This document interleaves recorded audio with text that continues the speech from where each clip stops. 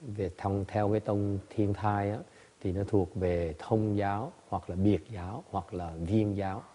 Okay, nó có ba cái loại đó luôn. Whereas in the Xiển Shou, another kind of school of Buddhism, it ranges from beginning to perfect. Còn cái về hiền thủ thì nó thuộc về Sử cho tới Viên. Ultimately, regardless of how you classify it, this sutra here really it is spoken to transmit the mind seal.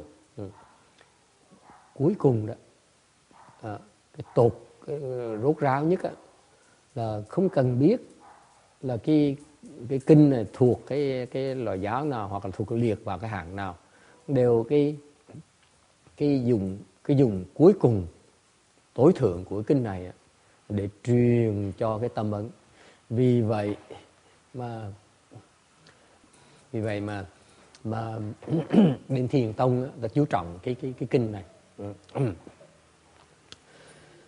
This is why the Chan schools put a lot of emphasis on studying the sutra, because it relates to the transmission of the mind seal. Tại vì cái kinh này là cái kinh nó liên quan mật thiết về cái vụ tâm ấn, truyền tâm ấn. What is the mind seal? That it's a will teach us. Cái tâm ấn về cái gì? What is this tâm ấn? It's about the fact that we should not grasp at dharma. Là quý vị không nên chấp pháp. Nor should we grasp at non-dharmas. Và cũng không thể chấp vào phi pháp.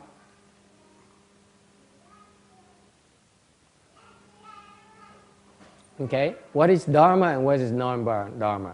Okay, dharma here refers to the Buddha dharma. Cái này pháp này tức là Phật pháp. Phi pháp là phi Phật pháp. And non-Buddha dharma, meaning that you should not grasp at anything. Mình không cần chấp được cái pháp nào hết. You cannot grasp at any kind of dharma at all. Okay. And we should cultivate great compassion to cross over livings to reach nirvana without residues. Hơn nữa, chúng ta phải tu luyện cái tâm đại bi để cứu độ chúng sanh, cho giúp họ đắc được niết bàn vô dư niết bàn. This is important in Mahayana. Okay, this is, if you want to cultivate Mahayana, you have to cultivate great compassion. Quý vị muốn tu pháp đại thừa thì quý vị phải phát triển cái tâm đại bi của mình. You have to develop your mind of great compassion. Tu là phải phát triển cái tâm đại bi của mình. Okay. How does that work? Tại sao phải làm cái tâm đại bi? Because great compassion has two parts, great and compassion. Đại bi nó có hai phần, đại và bi. What's compassion? Bi là cái gì? Anyone knows? Ai biết bi là cái gì không? Kim Điển. Bi là cái gì? Nice computer. Is it new one? Huh? Yeah. Nhiều trông nó xám dễ sợ. Bi là cái gì?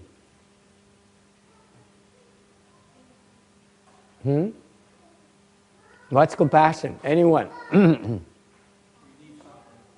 What? Compassion is relief suffering. No, not quite. Yes. Isn't it caring enough about the difficulties of others to help them? You're getting close. Okay. Bi là cái gì? Carol, what's compassion? I don't have it. I mean, he says, I don't have it. Don't ask me. I'm kidding. Huh? No, that's kindness. Get your Buddhism straight.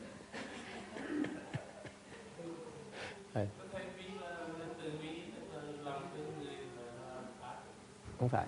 Từ bi là hai phần. Từ và bi. Từ là con mình nói từ đó. Chứ còn bi không phải. Hai cạnh khác nhau. Okay.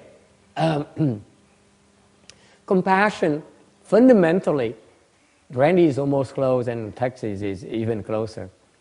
Compassion has to be the fact, has to do with the fact that you see people suffering, you can't stand it. That's compassion. Cái bi là mình thấy người ta khổ, mình chịu không nổi. That's fundamentally what compassion is about. Cái bi là như vậy đó. Mình thấy người ta khổ mà mình chịu không được. You see people suffering, you can't stand it. You can't stand it. You cannot stand by and do nothing. Mình thấy người ta khổ, mình không thể nào đứng yên, đứng làm người bàng quan không làm gì hết. Okay? Nghe rõ không? Is it clear? You must recognize, you must see, you must have the ability to see people are suffering, and therefore, you must do something about it because you can't stand it. Okay?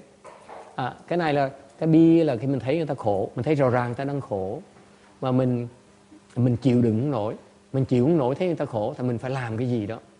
Hopefully, it's not unlike many people who to walk away. Bi là không phải là giống như nhiều người thấy người ta khổ mình làm lơ, like you know, yeah, it's not there. Không thể nào nói là mình không làm gì hết, mình nói là không có đó. That's not you can't stand it. Okay. You can't stand it means that you do something to relieve the suffering. Mình chịu đựng nổi, mình chịu nổi có nghĩa là mình phát cái tâm mình muốn làm cái gì để giúp người ta bớt khổ. That is what compassion is about. Compassion is that since you cannot stand seeing people suffering, therefore you do something about it. Thành ra cái bi là mình thấy người ta khổ, mình khó chịu quá đi, mình không thể nào để người ta khổ, tiếp tục khổ, tại mình làm cái gì để giúp người ta bớt khổ. Okay? Better yet, compassion is about removing people's suffering. The higher level, the more compassionate people are the ones who are doing things to remove people's suffering because you can't stand to see them suffering. Come back. So the more compassion, thành cái người mà càng có lòng cái lòng bi á, càng nhiều á, thì càng phát cái tâm mà muốn bứt cái khổ của người ta ra, nó gọi là bi. You want to put an end to the people's suffering, muốn bứt cái khổ người ta. Okay? You want to pull out the suffering. That's compassion about. Okay? Any questions? Ai thắc mắc gì không?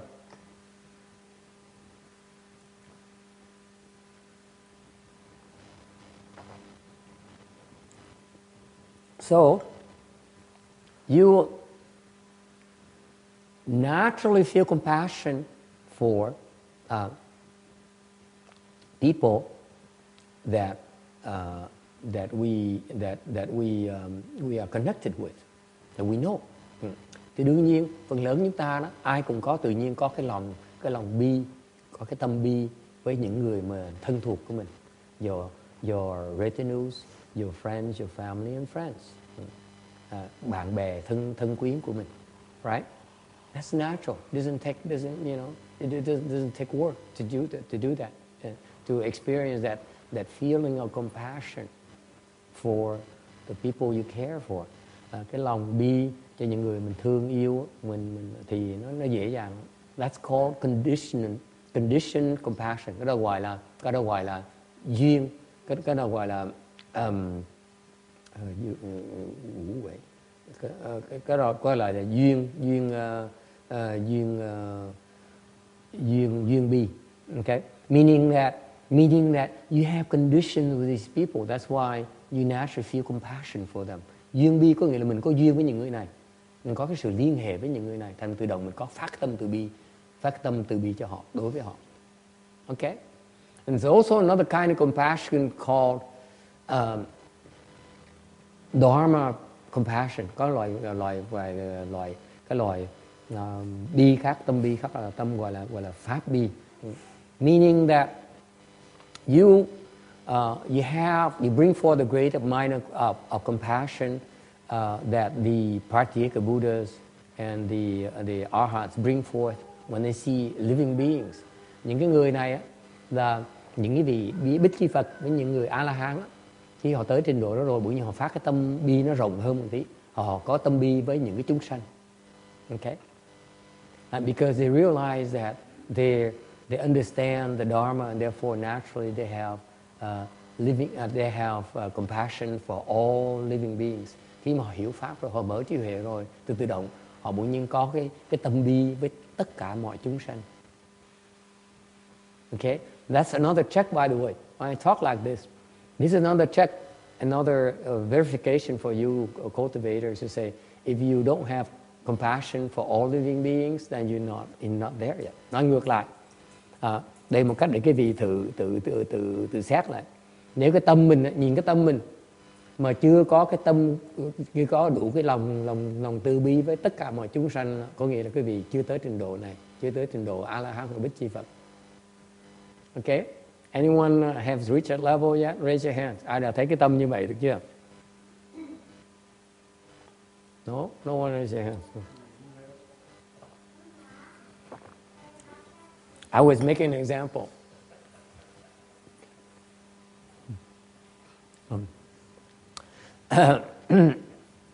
And finally, the third kind of compassion is great compassion. Cuối cùng, cái gọi là đại bi.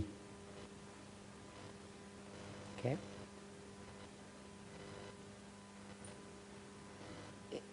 Great compassion, by definition, is to be of the same substance. Đại bi có nghĩa là minh, là đồng thể. Yes. It's not too hard to be compassionate for somebody that's right in front of you. Yes. The further away you get, the harder it is. It's hard to take compassion for people who are slums about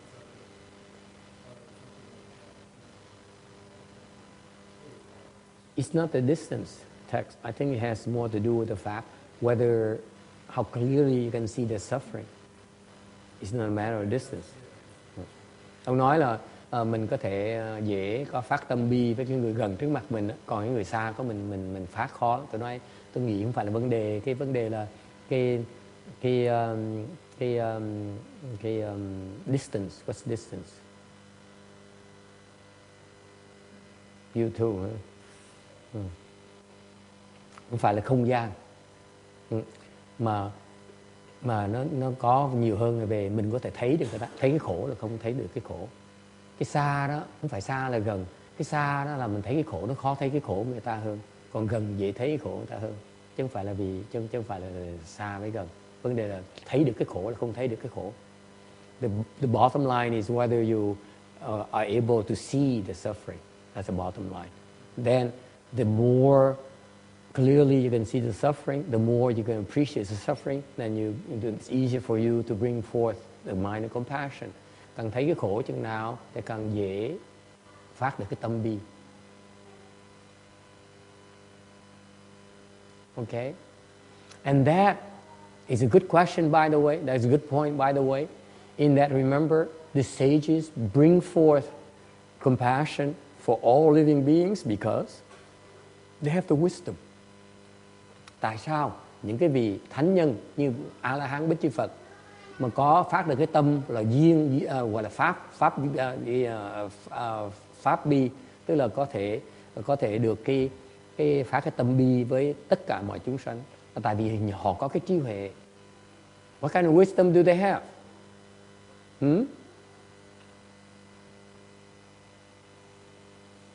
Họ có huệ gì? Yes. Probably has to do with the same Not yet, not yet, not yet. Nó nói là đồng thể, nó chưa phải đồng thể. Cái này chỉ là pháp bi thôi, có nghĩa là nó chưa tới cái đồng thể. Okay. Why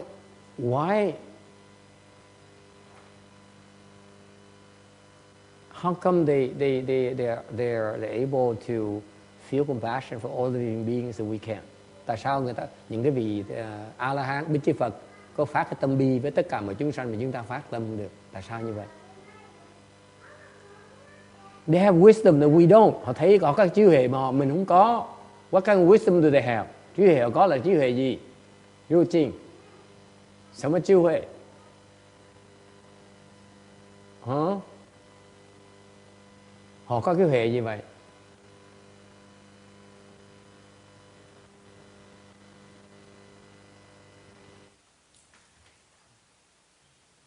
What wisdom is that they have that enables them to have compassion? Họ có cái huệ gì để khiến họ có được cái phát tâm bi? Yes?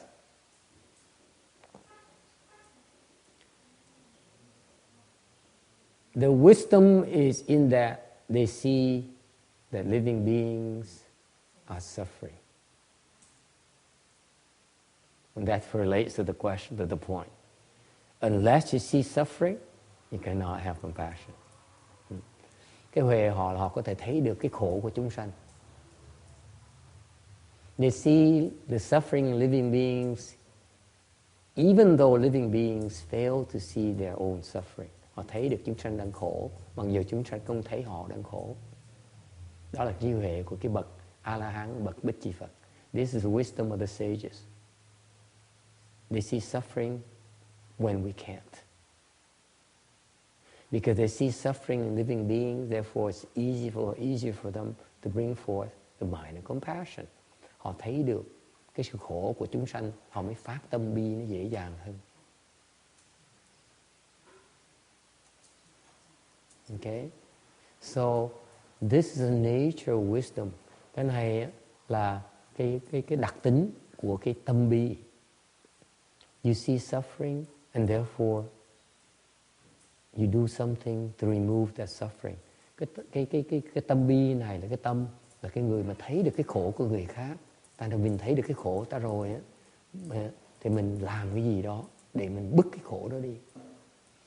If you really have wisdom, nếu quý vị có trí huệ, then when you see someone in suffering, who is suffering, quý vị có trí huệ, quý vị thấy người ta đang khổ, would you add to the suffering? Quý vị có làm cho họ khổ thêm không?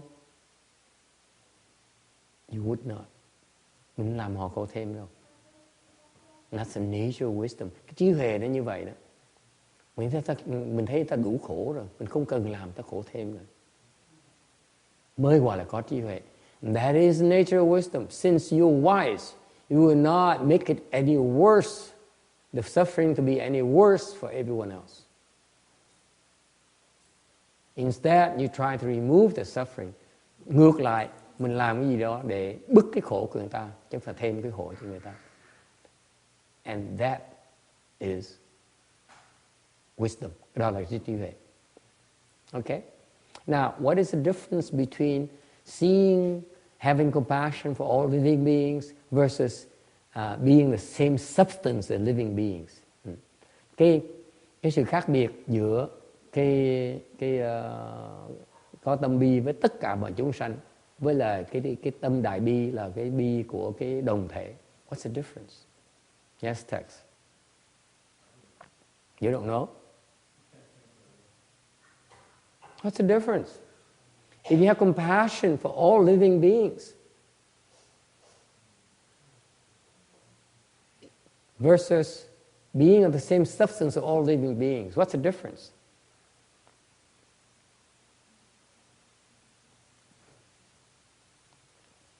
Yes. Well, being aware of the same substance does not necessarily imply compassion. Just an awareness of the same substance. So now we backtracking. We no longer compassionate. No, it's not necessarily the same thing. Are we still compassionate or not? Tex. You weren't compassionate before. that awareness does not make us compassionate. So now the great compassion is no longer compassion? Only if it's compassion. You're talking in circles. Nice try. Nói tầm bậy. Yeah. What is it? Okay. Here's a subtlety. Cái sự khác biệt nào chỗ này nè. If you have compassion for all living beings, nếu quý vị còn có cái tâm bi với tất cả mọi chúng sanh, what does it mean? Nghĩa là sao? There is the difference between you and living beings. That's implied. Quý vị thấy không? Nếu mình có từ, mình thấy người ta tội nghiệp. If I have compassion for you, and for you, and for you, and for you, I have compassion for her too. What does it mean? I'm not the same as you are. Right?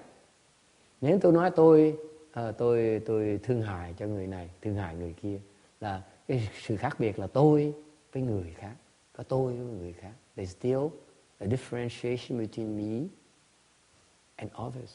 Có sự khác biệt giữa tôi với người khác. Okay? So what does it mean? Nếu có sự khác biệt giữa cái tôi với người khác hay sao? What does it mean? Means that I'm the richest man in the world. Tôi giàu nhất trong cái cõi này. I live in a $25 million mansion in Seattle, Washington. Tôi mua cái nhà 25 triệu. Tôi sống. Hả? 60? 60 mil, thank you. It has 100, okay, 100. I like 100 better. Still down at the lower realms. Let's not argue about millions here. We built this house in Bombay, I guess it's for $1 billion. Not a billion. Yeah, $1 billion. Really? It's like 13 stories high, and it's got this. But that guy is not what I'm getting at. Okay, so bear with me. Okay. So 100. Do I hear 100? Okay, fine. 100. So you build a house, $100 million house you live in. Then you go to Bombay, where Tex is talking about, and you give money to help people, relieve people's suffering. Okay? Tức là quý vị sao? Quý vị mình có lòng bi cho những chúng sanh, cái là sao? Quý vị mua cái nhà 100 triệu để mà sống, xong bay qua bên Ấn Độ, cho tiền làm chuyện từ bi, làm chuyện từ thiện để giúp người khác. Because you want to relieve people's suffering. Okay? That is commendable. Okay? You see that? What about great compassion? Còn đồng thể là sao? Same substance. What does it mean? You go to Bombay and build $100 million mansions for everyone. Đồng thể của người là quý vị bay qua Ấn Độ, quý vị xây 100 triệu, nhà 100 triệu cho tất cả mọi người. Right? It's the same. If you live in $100 million homes, then everyone should also live in a $100 million home because you're all the same. Or you bring all the Indians back to live in your home. How is that? That's same substance. You understand that? Thấy sự khác biệt không? Là nếu như vậy thì cái đồng thể là mình qua bên Ấn Độ, mình xây tất cả mọi người, cho tất cả mọi người một nhà 100 triệu, mỗi người một nhà 100 triệu để ở như mình. Tại mình đồng thể mà. Mình ở nhà sáng thì người ta cũng ở nhà sáng. Hoặc là mình đem tất cả người Ấn Độ về nhà mình ở nhà mình ở bên này. Okay? Đồng thể như vậy. This is the difference between same substance versus having compassion for others. Okay? What does it entail? Có nghĩa là sao? What does it entail? What does it entail to be greatly compassionate? Đại bi nghĩa là sao? Can you see? It's so theoretical to all of you, including Randy. Quý vị vẫn chưa hiểu cái hơi trừu tượng cho quý vị. If you are as rich, you're the richest man in the world, and you're told that you must build $100 million homes for everyone, boy, something happens to you. Quý vị cũng tưởng tượng được, nếu mình giàu nhất ở nhà 100 triệu rồi mình nói là vì đồng thể mình tất cả mọi người phải ở nhà 100 triệu như mình đó, có một chuyện xảy ra mà quý vị không thể tưởng tượng được. Chuyện gì? You know what it is? Your heart aches, you can't stand it. you don't have enough money. Your money is gone in no time. It hurts too much. Khi mà quý vị xài tiền nhiều như vậy, quý vị có giàu nhất đi nữa, tim quý vị sẽ nhói, chịu không nổi nữa. What's my point? Ý tôi nói nghĩa là sao? Great compassion, yes. When you say same substance, you see no difference between yourself and others. That's what you're saying. Yes. When you're saying you can feel compassion, that means you're a human being. I mean, you're a normal person. It's like an emotion. You feel confused. If somebody's suffering, you can feel their suffering. But when same substance, it's like when you're suffering, you're suffering. Yes. And that, I mean, it's like there's no boundary anymore. Right. You know, that's basically there's no more self. I don't see you as different and see me as different. Right. Whatever you see and feel, I say it's the same. Theoretically, yes. Yeah. So that's what same substance. But how is it possible? You think it's possible? You feel the pain. How can I immediately feel the pain? I mean, never mind. Let's say your daughter is sick right now. How can you say that you feel her pains? How is it possible? Sao nói được? Đồng thể nghĩa là sao? Nói là đồng thể, người ta đau là mình đau. Nó đâu có lý do được. Con mình nó đau, sao mình nói mình đau được?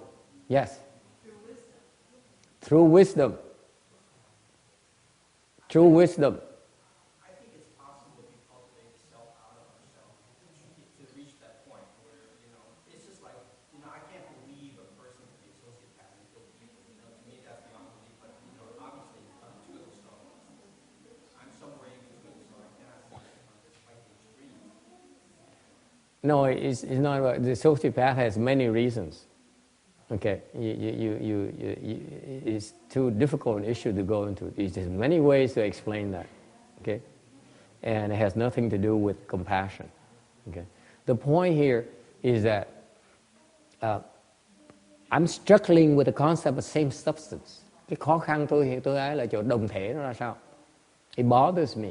How is it possible that you say that he's suffering, therefore I feel exactly the same thing because we are same substance? How is it possible? I know it's not possible because if my son is sick, his body is in fever. He has a fever right now, but I don't have a fever. How can you say I have this? I'm suffering. It's the same substance. I'm the same thing. Explain that to me. Quý vị nghĩ cái này tôi có cái quan niệm về đồng thể nó làm tôi khó chịu.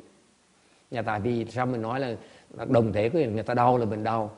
Sao mà nói nó có lý gì được? Tại vì con gái mình nó bị sốt, người nó nóng rang mắt nó đỏ rần mà mình đâu có sốt đâu. Sao nói nó khổ là mình khổ được? How is it possible? Yes.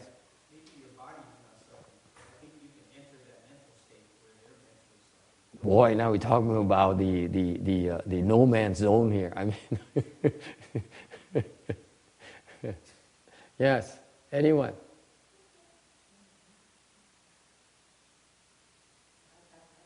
Sorry. Nói đi. Nói đi.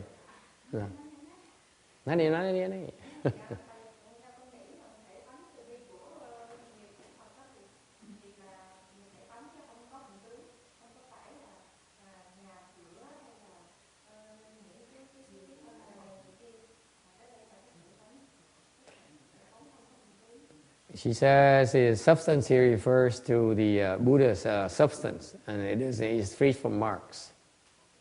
Okay. Nếu mà không có tướng thì sao còn khổ nữa?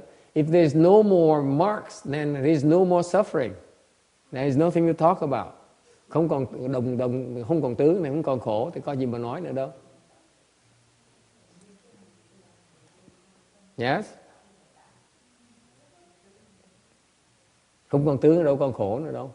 Có gì đâu mà cần đồng thể làm cái gì. Yes. Anyone?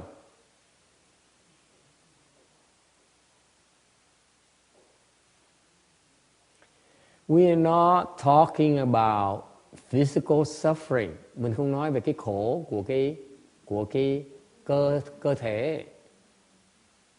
We're talking about mental anguish. Tôi nói về cái khổ của cái tâm thần. Đấy. Không phải tâm bình đẳng, mà mình thấy con mình nó khổ. Mình thấy cái khổ của nó, thì cái khổ của nó không khác gì cái khổ của mình hết.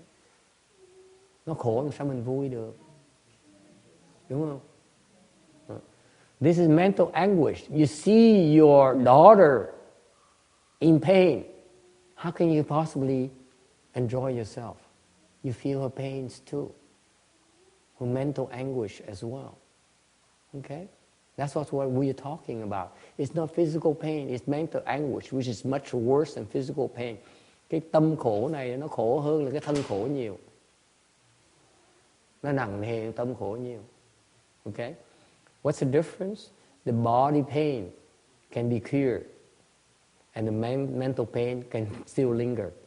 Cái thân nó có thể khổ, nó có thể chữa được, mà cái tâm khổ nó có thể sau khi thân khổ nó chữa rồi, cái tâm khổ nó vẫn chưa, nó vẫn còn đau như thường.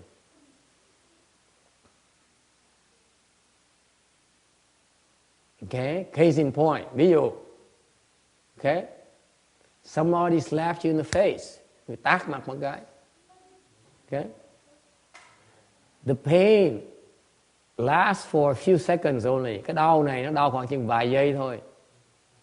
The physical pain only a few seconds, few minutes.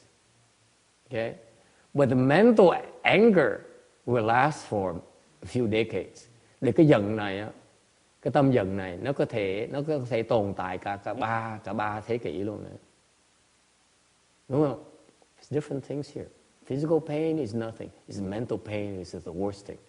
Cái đau thân của cái đau nó nhẹ, nó không nhầm gì hết. Cái này nó là nặng này. This is what brings us trouble. Cái này mới làm mình khổ sở.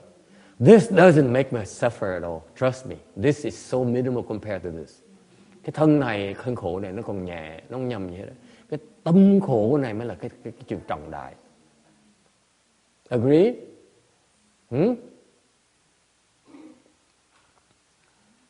So what does same substance mean? It means that if as long as you're angry, as you feel the anguish, as feel the suffering, and I also share the suffering. Cái đồng khế nghĩa là sao? Là nếu quý vị mà có cái khổ sở nào đó thì tôi cũng khổ sở như quý vị vậy. Tôi cũng cảm thấy khổ sở như quý vị vậy. Có nghĩa rằng là tôi không thể yên thân nào được. It means I cannot segregate myself from the suffering. Có nghĩa là đồng thể có nghĩa là tôi không thể nào tách ra khỏi cái khổ của quý vị được.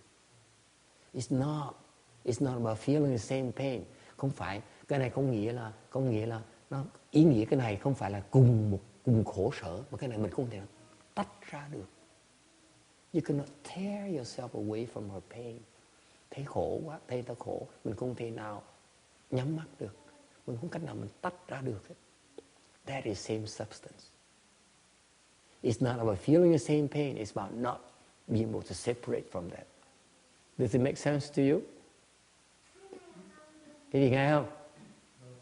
No? Okay? Think about it.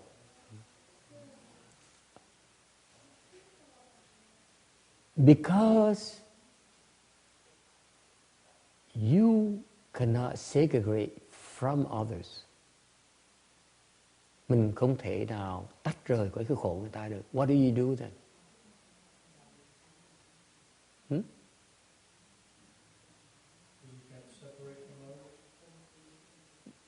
The mindset behind the same substance, cái tâm của cái người mà đồng thể nó khác cái tâm của cái người mà có từ bi với tất cả chúng sanh chỗ nào.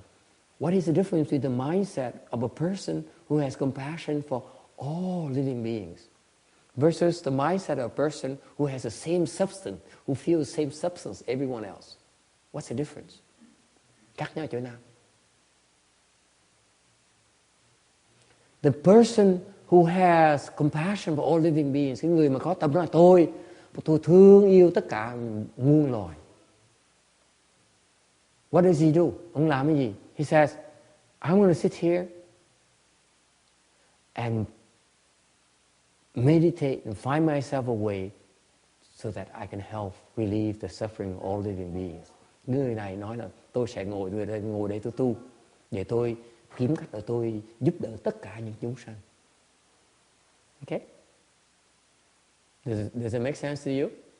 Right? Because it says, I'm going to have the wisdom. I need to acquire the wisdom to help these living beings. Tại sao? Cái người này biết rằng đó, người này có trí huệ, người này biết rằng đó, Ngài nói là tôi muốn giúp tất cả những người chúng sanh này. Tại tôi phải có cái trí huệ để có thể giúp được hết tất cả họ. Tại tôi phải mở trí huệ của tôi. So he says, I need to open my wisdom. Right? So I sit, meditate. I say, I'm going to meditate until I have more wisdom. Thành người này mới nói là tôi phải ngồi để tôi tu tiếp để có cái trí huệ tôi nó rộng hơn. Right? Because it's out of compassion for all living beings I'm doing this. Cái người này rất là đặc biệt. Người ta nói là tại vì tôi thương tất cả chúng sanh, thành tôi phải ngồi đây, tôi phải tu để tôi giúp tất cả những chúng sanh. Is it clear? I commit to cultivation so that I can help all living beings. Right? That's the mind of this kind of sage. What's the difference between that and the same substance mindset? Cái đó khác biệt đó với cái người mà đồng thể ở chỗ nào? Yes. I'm kind of guessing it, but you believe you have the same substance as all living beings, and if you make any progress yourself, you automatically help all living beings. You automatically help all living beings? Yeah, you're the same substance as them. You make some kind of progress, and then you return to move. But you have to make progress first. What's the difference between that and sitting here and making progress first and helping living beings? It's the same exact thing what you're talking about. Text, you're not doing very well with compassion, are you, today? Usually you do much better.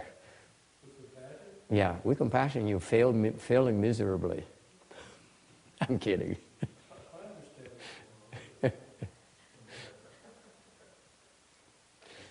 Ông nói tầm bậy tầm bạ, tôi chọc ông nói tại sao mà ông thường ông nói những cái lời rất là có lý, nhưng bởi vì nói về cái vấn đề mà bi, ông nói trật lất hết.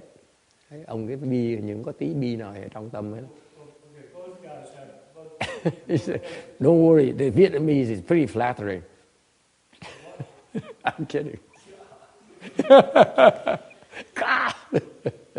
Yes. In both cases, you have to make progress.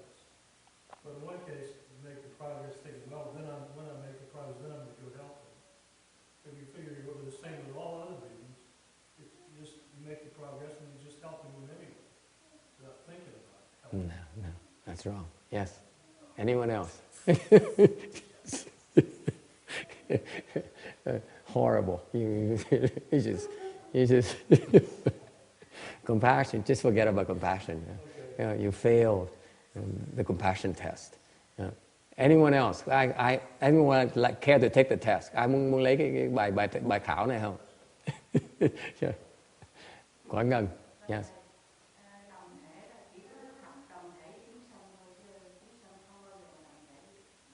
You say only the Buddha is the same substance as all living beings.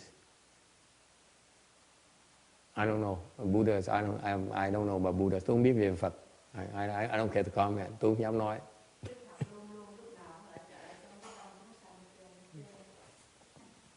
Okay, she's right. Cái đó đúng. This is a subtlety you have to pay attention. Okay. Same substance is that you seek out living beings suffering. Cái đồng thể là mình tìm cái khổ của chúng sanh. Mình thấy chúng sanh khổ, mình chạy tới nó. When you see people suffering, you approach them. You don't run away from them.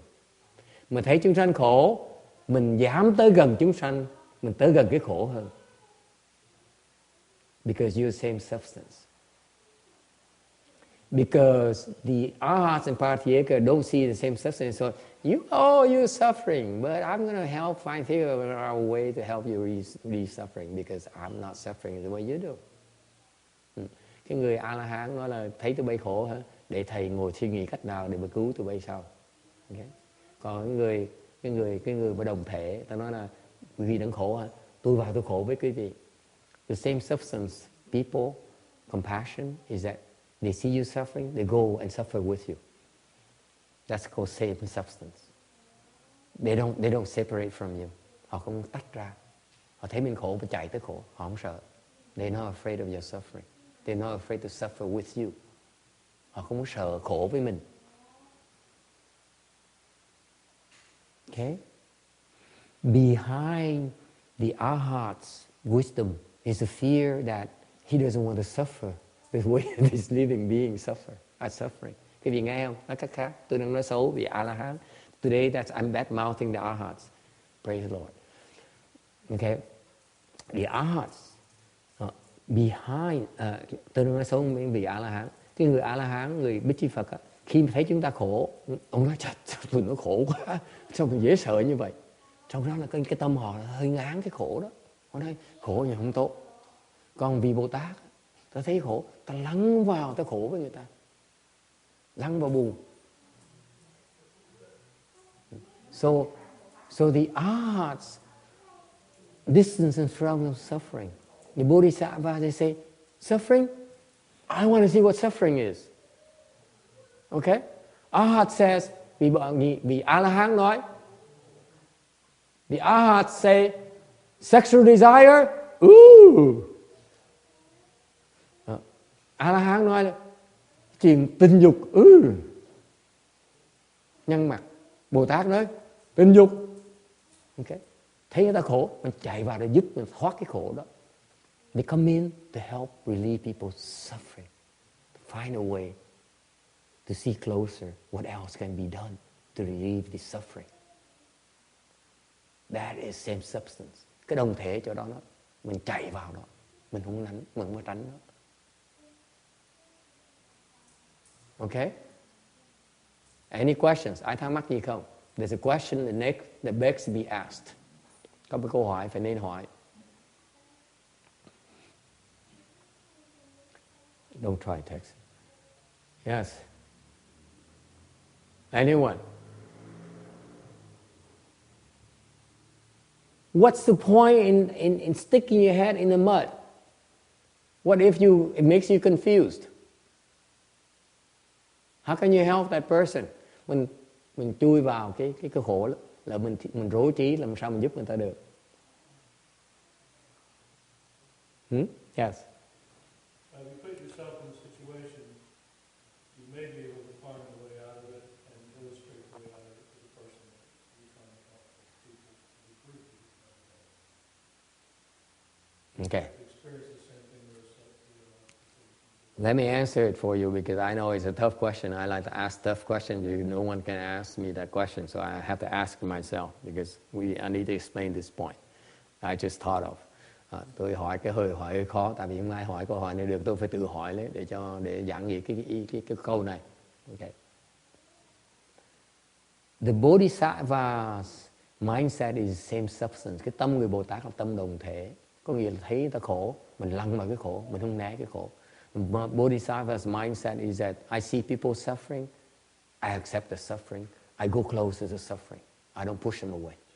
Okay? Now, there's a danger.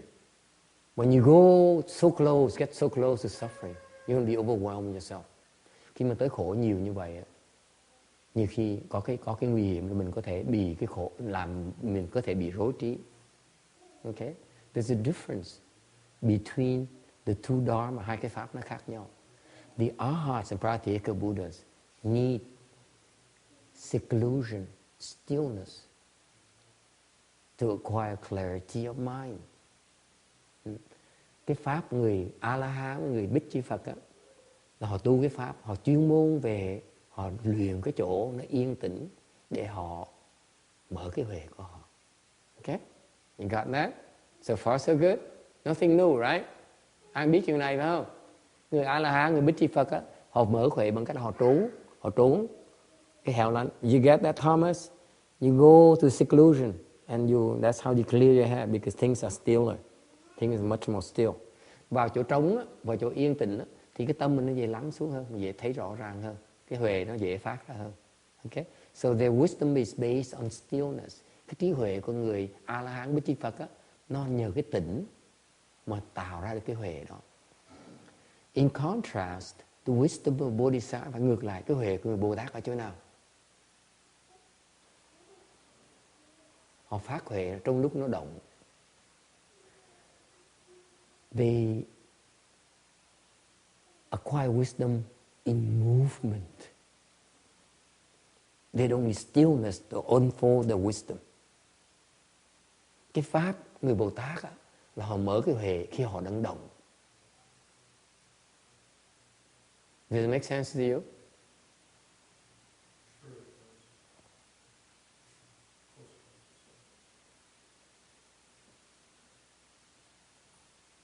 Any questions? Ai thắc mắc gì không? That says, yes. Okay. How can human beings tell the difference?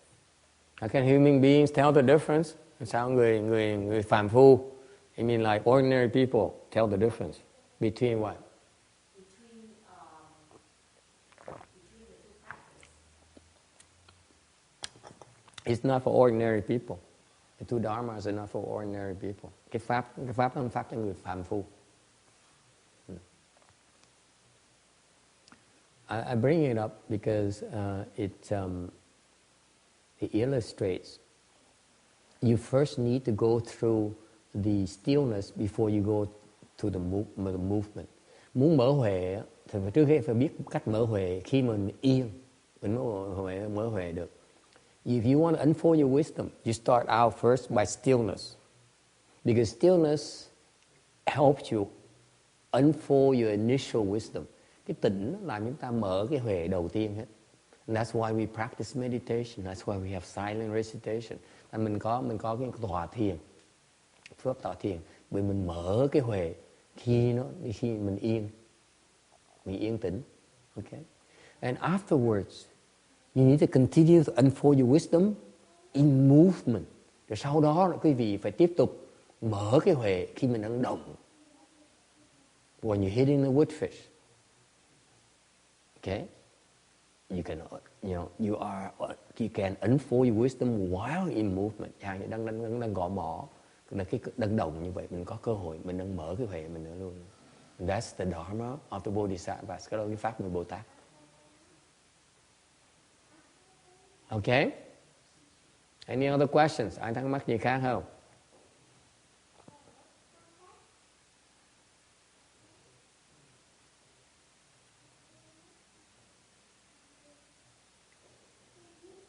Okay, so great compassion, you cultivate great compassion. Bởi vì cuối cùng nói là mình tu cái đại bi. Is you have to go through phases. Muốn tu đại bi phải có 3 cái trình độ khác nhau. Okay, you first learn to be compassionate with those who have conditions with you. It's conditioned compassion. Thứ nhất là phải tu cái duyên bi, meaning that you have to be compassionate towards your friends and loved ones. Nên quý vị phải tập cái tâm duyên bi với những người bạn bè và thân thuộc. And then you learn to develop the wisdom so that you have compassion for all living beings. Lúc đó quý vị phải mở cái tâm bi cho tất cả những chúng sanh, gọi là pháp bi. It's called Dharma compassion. Okay? And finally, after the Dharma compassion, you move up one more level and you have great compassion, which is you are of the same substance as all living beings. Thành ra, và cuối cùng, cái trình độ thứ 3 là quý vị tới cái trình độ là đại bi, là quý vị là cùng đồng thể với cả chúng sanh. Meaning that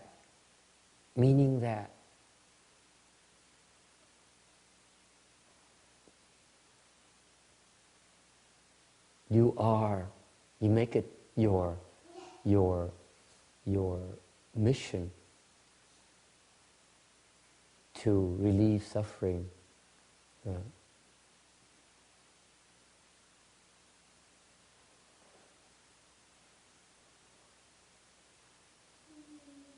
Endlessly.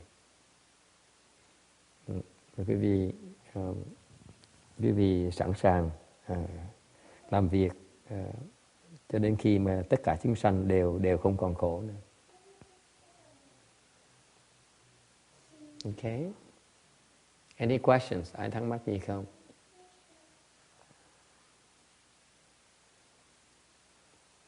And you, great compassion here, and so you feel people's living beings' compassion and living beings' suffering, and therefore you want to help them cross the shore, from this shore suffering to the shore nirvana. Nên mình thấy người ta khổ, thành là mình muốn giúp tất cả chúng sanh đắc được cái niết bàn vô dư. Okay.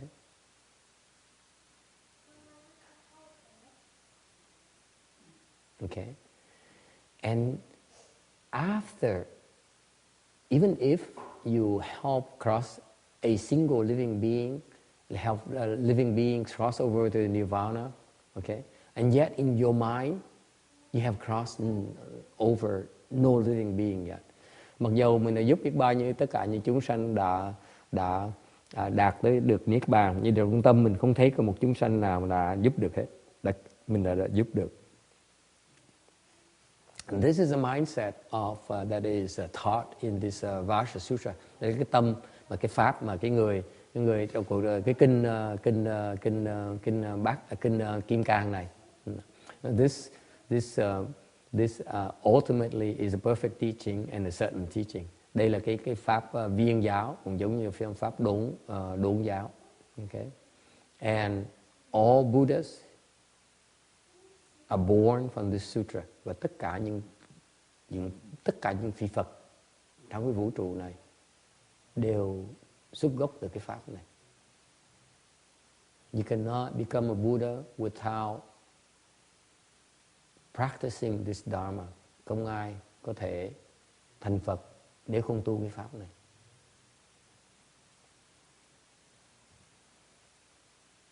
Okay, that tells you the importance of this sutra in the Mahayana teaching. Bởi cái pháp này, kinh này là quan trọng, rất quan trọng trong cái Phật pháp. Any questions? Ai thắc mắc gì không? Okay. 39,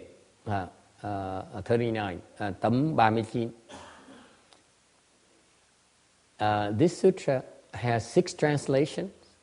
Trong cái kinh Kim Cang này có 6 lần phiên dịch. In Giáo Chín period, the master Tripitaka master Kumarajiva translated.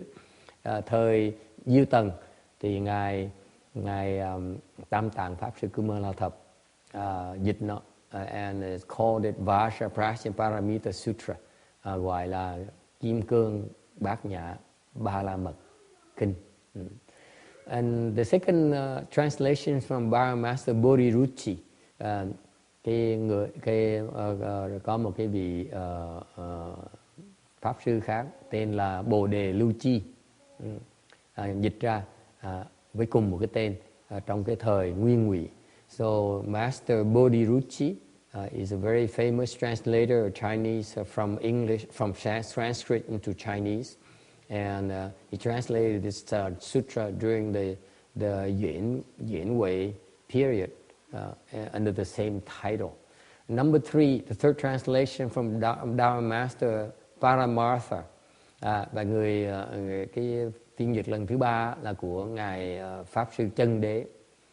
In the later Chen dynasty, trong cái thời hậu Trần, under the same exact title, cùng một cái tên như vậy. And in the Sui dynasty, trong cái thời Triều Thùy đó, the fourth translation was under Dharma Master Upagupta, phải được ngài pháp sư Cấp Đa, under the title of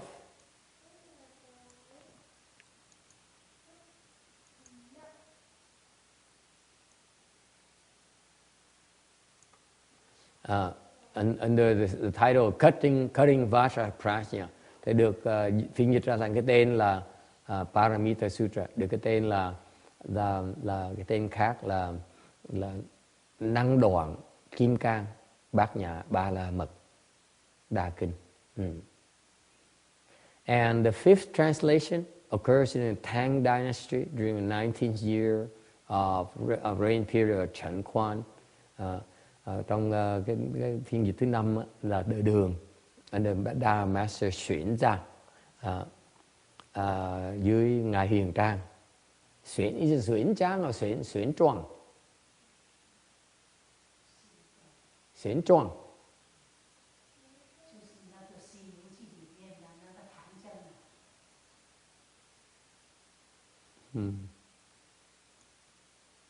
Xuyển Truong.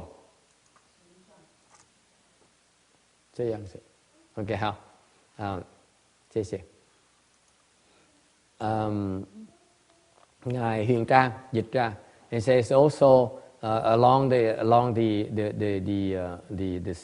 same concept, he can cut the Vajraparamita Sutra, can sever, cũng cùng một cái tiêu chuẩn là nói là cái kinh này có thể đoạn.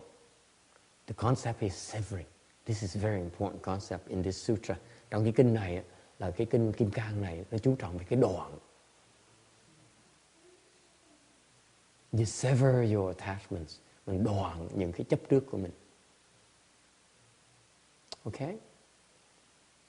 So if you want to learn how to sever your attachments, you have to investigate the sutra. Thành quý vị muốn mình biết cái phương pháp để mà đoạn những cái phiền não của mình, những cái chấp trước của mình, phải học cái kinh này. Okay?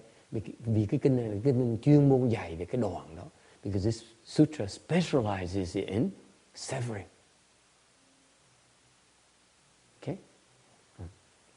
It can sever. And finally, Dharma Master Yi Jing, also who studied also in India and returned to China during the reign of Wu Caitian, and translated and under the same title as Xuyển Truong Phá Sư. And he went back to China during the reign of trở về Trung Hoa trong cái thời của bà Vũ Tắc Thiên đó, và dịch cái phiên dịch này.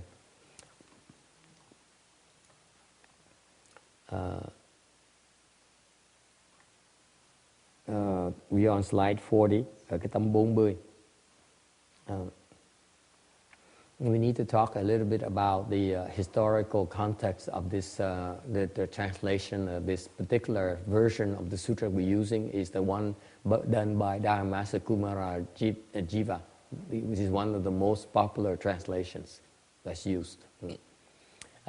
Chúng ta chọn cái bản phiên dịch của tiếng Hoa đó là từ của ngài Kumara Thập, dịch từ tiếng Phạn là tiếng Hoa. Tại vì cái bản Hoa này là cái bản mà trào lưu nhất, nổi tiếng nhất, nhiều người thích nhất, dịch trong cái thời Dư Tần.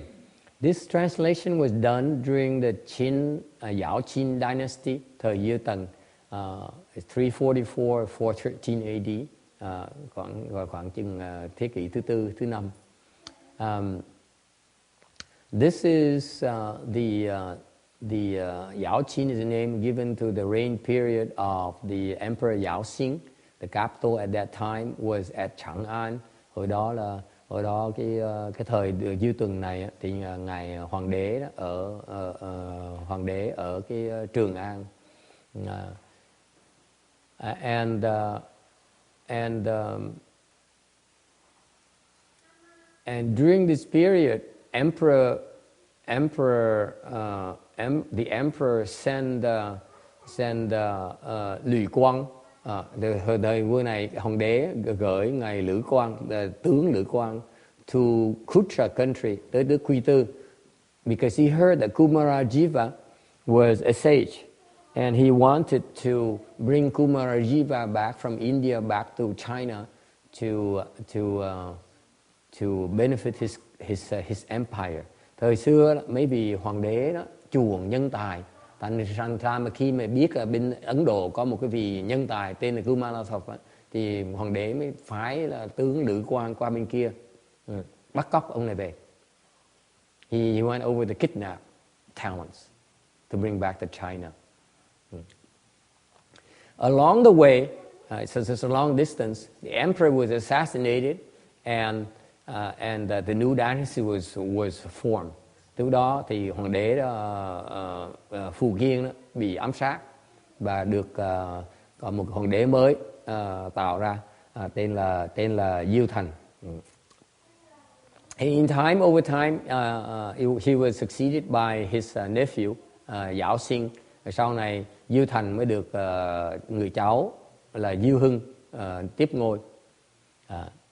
Then Giảo Sinh asked Lưu Quang for Kumarajiva, but he was refused. Rồi Diêu Hưng nghe cũng nhớ cái chuyện này, thành ra mới đòi tướng Lữ Quang giao cho Kumarathop, nhưng là Lữ Quang không đồng ý. So eventually it's a long story about. It took a long time before Kumarajiva finally made it to China under the auspices of the Chinese emperor. Thì nói chuyện vắn tắt là giằng co lại với nhau, người Trung Hoa giằng co với nhau nhân tài. Cuối cùng đợi một thời gian khá lâu thì ngài Kumalathop mới được hộ tống cho tới qua về Trung Hoa dưới sự ủng hộ của hoàng đế. And the emperor brought the Dharma master to Chang'an and named him a national master. Thành hoàng đế đó thỉnh ngài Kumalathop đến Trường An, thủ đô Trường An đó, và tôn ngài làm quốc sư. National master, by the way, means that you teach the emperor. You are the teacher of the emperor. Quốc sư có nghĩa là thầy của vua đó.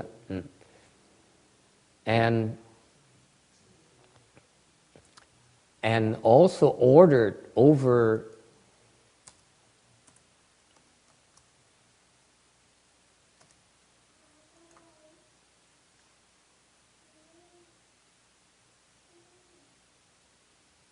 a lot of Sanghas to help Kumarajiva translate sutras.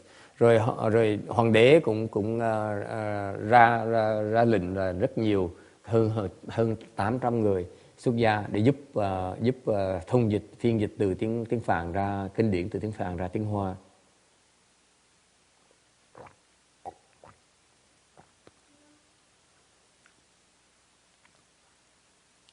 Okay, and this emperor there was a very devoted believer in Buddhism, and was instrumental in building a foundation of Buddhism for Buddhism to thrive in China later on.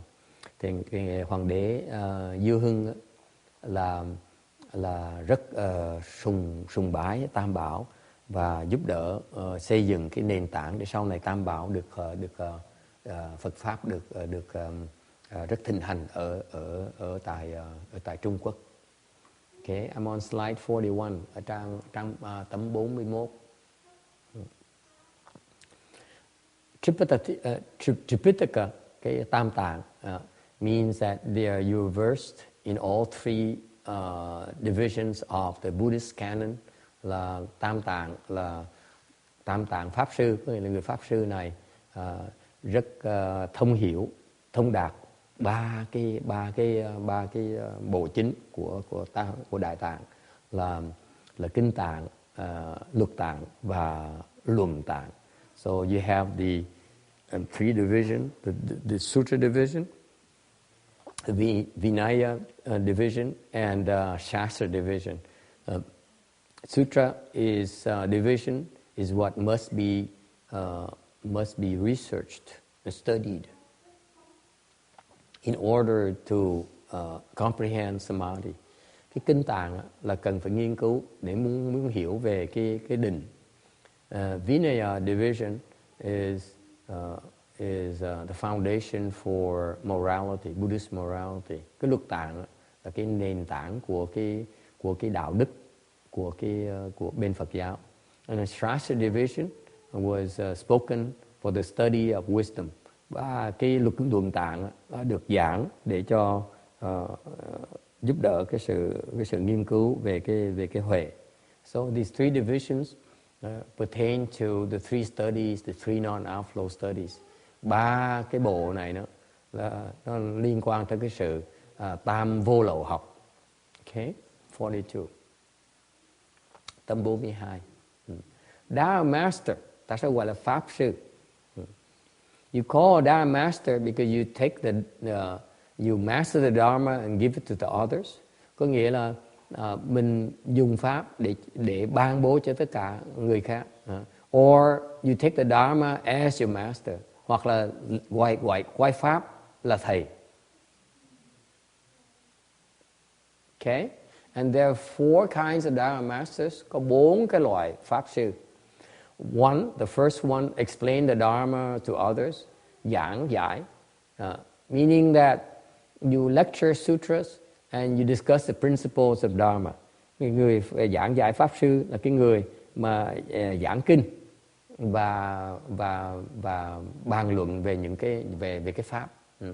There's another Dharma Master who read and recite sutras for others. Hoặc là có những Pháp Sư mà chuyên môn đọc tụng cho người khác. Okay. And number 3, there's Dharma Masters who write out sutras for others. Có những cái Pháp Sư chuyên môn biên chép kinh cho người khác. This is back then, there was no printing press. Therefore, they need a lot of monks and nuns who spend time all day on transcribing sutras and copying sutras to make them available to the masses. Từ xưa không có nhà in, thành ra có những cái người xuất gia chuyên môn là sao chép kinh để có nhiều kinh hơn để người ta đọc. Chúng ta có đọc, tu học. Okay. Number 4 are the Dharma Masters who accept and maintain sutras themselves. Người thứ tư là thọ trì Pháp Sư. They accept the sutra principles with their mind and put their principle into practice with the body. Cái thọ trì Pháp Sư là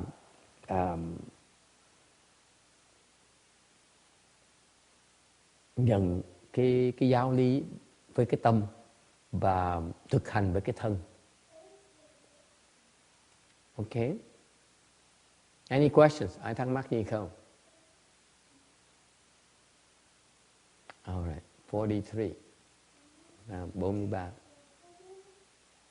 Let's talk about the Dharma Master Kumarajiva a little bit because he's a very famous Buddhist personality. He's a star in Buddhism. Chúng phải nên biết một tí về ngài Kumarathap, tại vì ngài là một trong những vị mà minh tinh của bên Phật giáo. Very famous because his translations is one of the best. Rất nổi tiếng tại vì những cái phiên dịch của ngài tuyệt vời. Hay. He's the son of Kumarayana. Cha của ngài là Kumaraviêm. His father refused to inherit his own father's position in India, in order that he himself can lead the home life and go the way. Ông cha của ngài Kumaraviêm là không chịu thừa kế cái ngôi của cha của mình ở nước Thiên Trúc, tức là bên Ấn Độ đó, để mà xuất gia và tu đạo. Okay.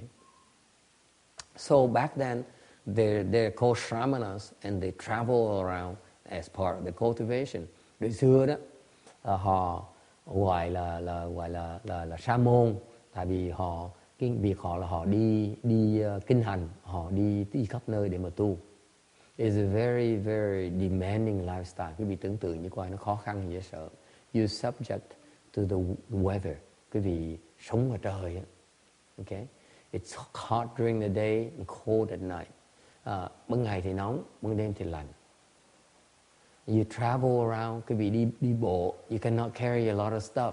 You don't have Samsonite. You don't have carry on luggage. Không có hành lý nữa. Không có tí xíu và cũng nhiều đem bấy nhiêu thôi. And it rains, it snows, okay, mưa, tuyết, okay. So you don't carry a lot of clothes around, không có đem áo quần được nhiều. You can't carry money with you. They don't have any money. You're a beggar. So it's very, very tough. But these people are very dedicated to cultivate the way. Họ sống cực khổ để họ tu hành, để họ phát cái huệ. Okay. So during his travel as a mannequin, Kumarayana was received by the king of Kucha. Trong lúc mà đi kinh hành như vậy đó, khắp mọi nơi đó, thì cái người khất sĩ Kumarayana, ông Kumalaviêm mới được vị vua của nước Quy Tư nhận tiếp đón. That's a small country in central India, and the king invited that hermit to become a national master. Là một cái nước nhỏ ở bên trung tâm Ấn Độ, và sau nhà vua vua mới mời cái vị khất sĩ đó làm quốc sư. And later by imperial command, he forced to marry his sister because she happened to fall in love with him. And her name is Jiva. Rồi sau này, em gái của nhà vua đó mê ông quốc sư này, thành ra nhà vua bắt ông quốc sư hoàn tục để mà cưới em gái mình. Okay, and Kumarayana didn't complain because Jiva is very, very pretty. Cái thầy Kumalaviêm cũng không có phản đối gì nhiều, tại vì cái bà vợ, cái cô em gái cũng đẹp tuyệt, đẹp mê hồn. So not long afterwards, she carried their own son called Kumarajiva. Và sau này mới đẻ ra con, mang thai người con tên là Kumalathap. Just the case with Shariputra's mother, her wisdom and power learning increased remarkably while she was carrying Kumarajiva.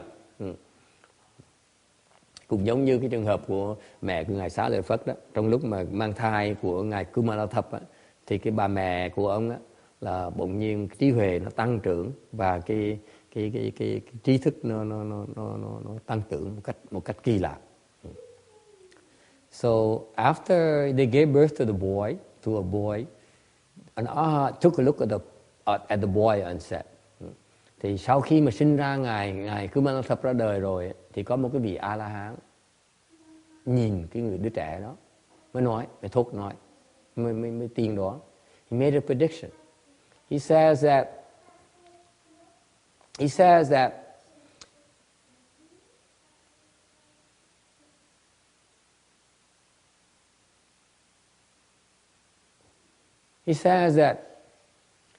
if this person here can maintain his purity until the age of 35 without breaking precepts, then he can definitely widely propagate and make a big contribution to Mahayana and cross over limitless living beings. Ngài La Hán mới nhìn cái đứa trẻ mới nói là nếu như thằng nhỏ này mà nó giữ được cái sự thanh tịnh của nó cho tới tuổi 35, tới 35 tuổi mà không có phá giới, thì trong tương lai sẽ có cơ hội để mà đại hoàng dương Phật pháp và sẽ độ vô lượng chúng sanh. Okay. 44, tâm 44. And later on, as time goes on, his mother came to admire asceticism and wanted to become a nun. Rồi sau này mẹ của ngài bỗng nhiên thích tu và muốn xuất gia. Of course, the husband refused because he's too much in love with her. Đương nhiên ông chồng không đồng ý, tại ông chồng mê bà lắm. Nhưng bà tuyệt thực, so she abstained from eating food, and she was nearly dead until the husband gave in. Nhịn đói cho đến tuyệt thực, cho đến khi gần chết luôn. Ông chồng mới chịu bỏ cuộc. Ông nói thôi, chết cũng chỉ uổng, chẳng hạn đi tu đỡ hơn là chết. So he said, it's better you don't die, so you can leave the home life. It's better. I think Xian Kai never had to go through that, did she? Almost had to retort it. Actually, I did make her that recommendation. I said, be prepared to fast. How long can you fast? Tại như cô Hiền Khai mà lúc mà trước khi xuất gia cũng vậy, đang có khó khăn. Tôi nói không sao đâu, có một cái pháp gọi là pháp tuyệt thực, nó tuyệt vời lắm. Mình nhìn đói vậy nào mình chết thôi á. It's the reason we keep on telling you this story because we don't take empty threats from the family. Tại vì chúng tôi chuyên môn thích kể mấy cái chuyện này để những người muốn xuất gia không có sợ gia đình cản trở.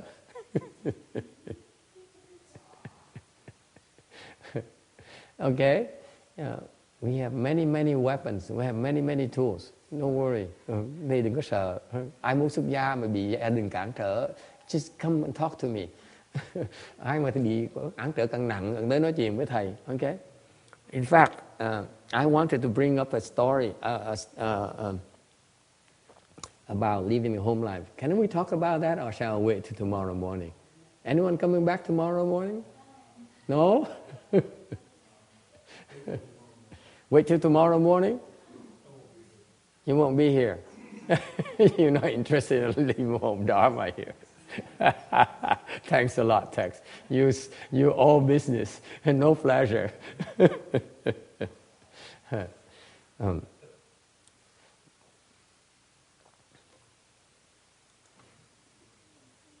I thought I'd bring it up tomorrow, but since there's a lot of interest here of people who want to lead a home life, I might share it with you. How's that?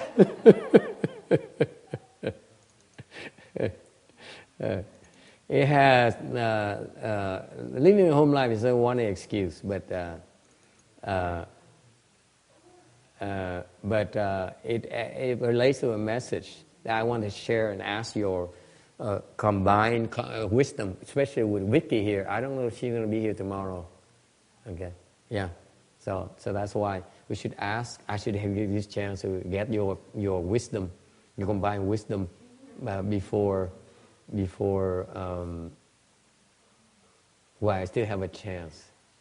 Let's see. What is the name of that thing?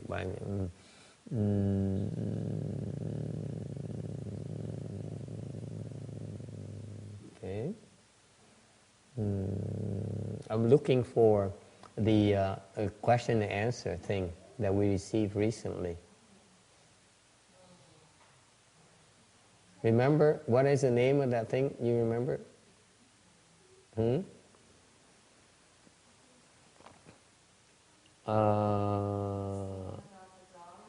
Yeah, the daughter. Ah, right, this one here. Okay, there you go. Okay. You say. Okay. Can you see this? Can you read this or not?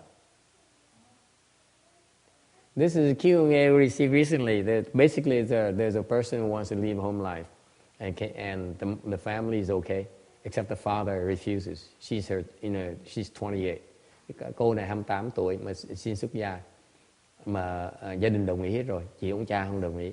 Về xin ông cha thì ông cha nói là cho ba điều kiện, cho ba cái lựa chọn. He gave her 3 choices. He says, number one, you do it as the way it is right now. You go to college, get married, or plan to raise a family and have a career like ordinary people. And you can go to the temple as often as you like, but that's the first choice. Nói là không được xuất gia, ở nhà đi học đi, lập gia đình đi, có sự nghiệp đi, nhưng đều có thể đi chùa, bao nhiêu cũng được hết á, nhưng đều không được xuất gia. Second option is that I can lead the home life. She can lead the home life after her father passes away. Trước đó thì không được. So trước khi mà ông cha 100 tuổi thì không được xuất gia. Sau 100 tuổi có quyền xuất gia. Meaning basically you have to wait until I die over my dead body. Nói cách khác là muốn xuất gia thì giết tôi trước cái đã. Okay, this is how the Americans will look at it, right? Text. You have to kill me first. Yeah. Okay.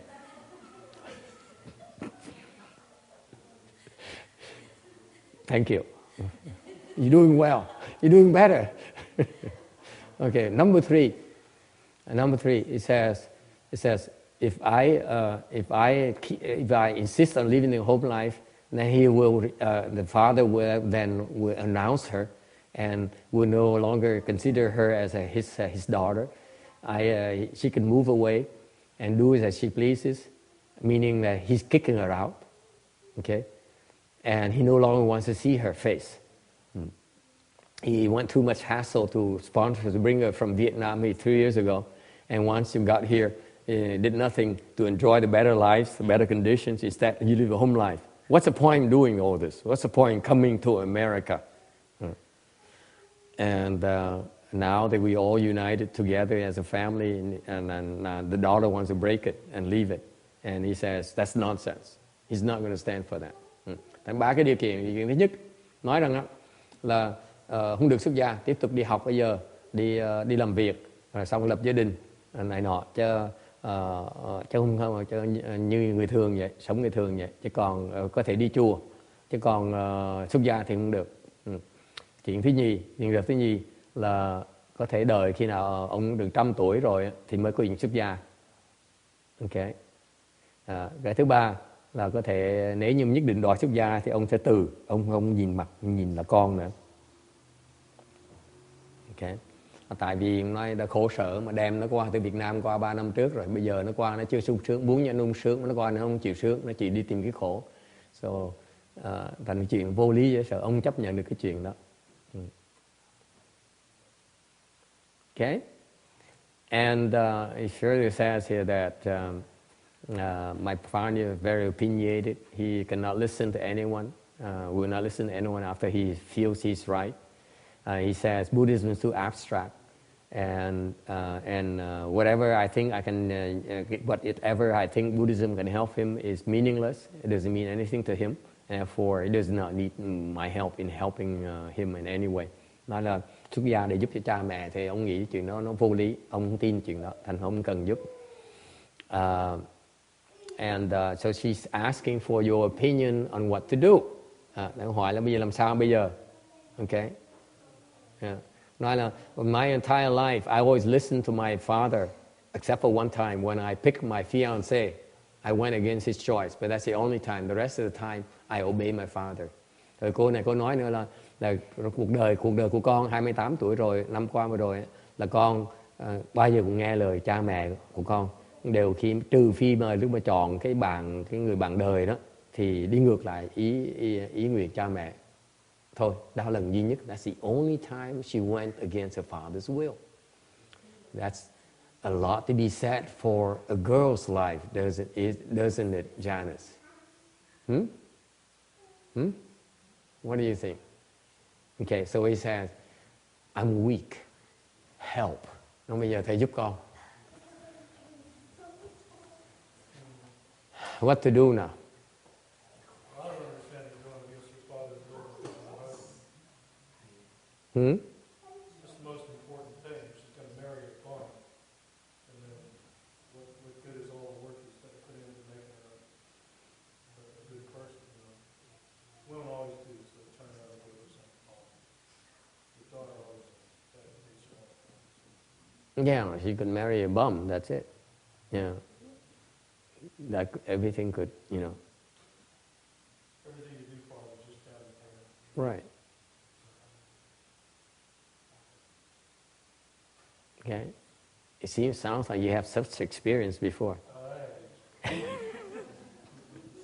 Ông nói không phải riêng này không mà lỡ mà cho nó cưới chồng xong rồi chồng nó tầm bậy, nó cũng khổ sở, cũng vô duyên lãng xẹt. Tôi nói hình như ông có kinh nghiệm như vậy. Nói nhà tôi có kinh nghiệm như vậy. Here's my answer, and then I ask for your opinion. Okay, just brace yourself now. It's not only for you to relax. It's time for you to to put your thinking cap. Phải suy nghĩ tí nghe chưa? Because my answer is only partial. I'm asking you for the rest of the answer. Tôi hỏi, tôi chỉ trả lời một phần thôi, còn phần còn lại sẽ hỏi ý kiến quý vị. Okay? I said, what I'm reading from your question is that your father loved you deeply. Tôi đọc cái thơ đó, cái câu hỏi tôi thấy ông cha này thương con gái mình dễ sợ lắm. So let me explain to you his perspective. Thành tôi cho phép tôi giảng nghĩa cho quý vị cái quan điểm của ông cha. Number one, your mother, he does not even allow your mother to go to the temple. He makes fun of her. He gives her a hard time when she comes back from the temple to make sure that she knows that he does not want her to go to the temple. Ông cha này mỗi lần mà vợ đi chùa về là ông chửi, ông mắng, ông giày, ông xéo, ông nói xiên, nói sẹo, ông nhăn mặt, ông cau có để cho bà biết rằng là ông muốn bà đi trên chùa, không muốn niệm Phật, don't want her to recite the Buddha's name. And yet he allows you to go to the temple as often as you like. Ngược lại, ông cho phép con gái ông là đi chùa bao nhiêu cũng được hết. It tells me that her father loves her so much and makes her a special exception for her. Thành ra rõ ràng ông cha này ông cưng con gái. Ông cưng con gái, cho con gái đi chùa. You just wait until later you see. Tôi đoán, this is only my guess, okay? And so I said, maybe perhaps he feels that he should give you that chance to enjoy the temple before your future husband will stop you from going to the temple like he do to your mother. Tôi mới khôi hài, tôi nói này, tại vì ông thương mình như vậy, chắc là tại ông thương đặc biệt, tại ông sợ là ít nhất sau này lỡ mà cưới thằng chồng sau này mà nó khó tính như mình, vợ mình đi chùa không cho đi chùa nữa, thì ít nhất con gái mình có cơ hội đi chùa trước. Okay. Number two, he says you can't leave the home life until after I die over my dead body. Ông nói là con thì xuất gia trước khi mà cái cha chết. What he really means by that is that as long he's alive, he wants to see her happy. Có nghĩa là ông nói là khi mà tôi còn sống, tôi muốn nhìn cha muốn thấy con sung sướng. Okay? That's how he really means. He's thinking that if you live the home life, you suffer. Tại vì ông nghĩ rằng người xuất gia cạo đầu thế có vẻ nó khổ sở quá đi. They don't have a lot of clothes to wear, ít áo mà mặc lắm. Okay? They don't have cars, không có nhà, không có xe. They don't have houses. Okay? And they look so thin, họ ốm nữa. All right? They have no bank accounts, không có tiền trong nhà băng. Sống đủ. Không phải người có. Okay? So he feels he's living the home life is so much suffering, so it doesn't make sense. He wants her to be happy. Why suffer? Thấy xuất gia khổ sở, xuất gia làm gì? Cha thấy con khổ sở chịu gì nổi? You see, it has to do with a little bit of compassion here, right? Okay? Number three.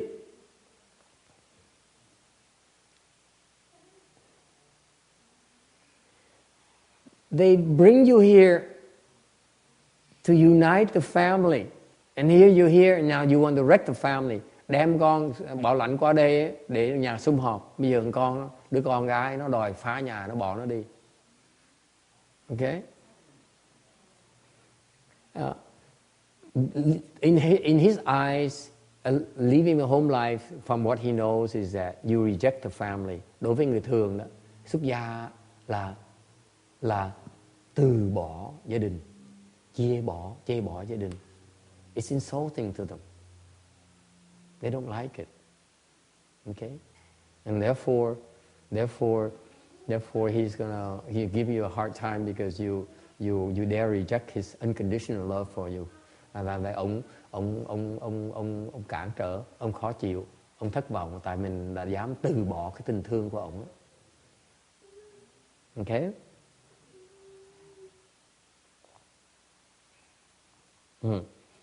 So I said, I will talk to you privately to make more recommendations. Tôi nói hỏi như vậy thì thầy sẽ cố vấn riêng.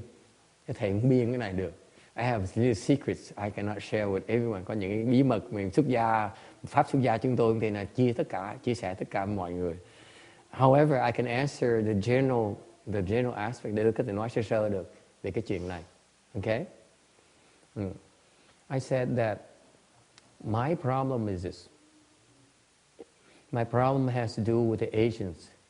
Okay? The Asian culture where the parents still feel as if they own their children. Cái mà tôi muốn bàn ngày hôm nay là nói về cái phương diện cái người Á Đông mình, cái truyền thống người Á Đông mình vẫn nghĩ rằng là cha mẹ có quyền với con cái, có quyền sở hữu với con cái. Okay? This father, even though I admire his love for her, I have a problem with the fact that he forces her to be happy the way he feels she should be happy. Cái người cha này tôi khó chịu ở chỗ là ông mặc dù ông thương con, tôi công nhận ông thực sự ông thương con, để ông bắt người con mình sướng theo cái kiểu mà ông nghĩ nó nên sướng. Okay? I feel that they should leave that tradition back in Vietnam and Asia. This is America. In America, we respect the individual choices. Nên tôi đề nghị nên bỏ cái truyền thống ở bên Á Châu á. Đây là xứ Mỹ rồi. Xứ Mỹ này mình tôn trọng cái sự quyết định của cái cá nhân. Okay? Each person here is entitled to live her individual life to his or her liking. Ai cũng có quyền tự chủ của cuộc sống của mình.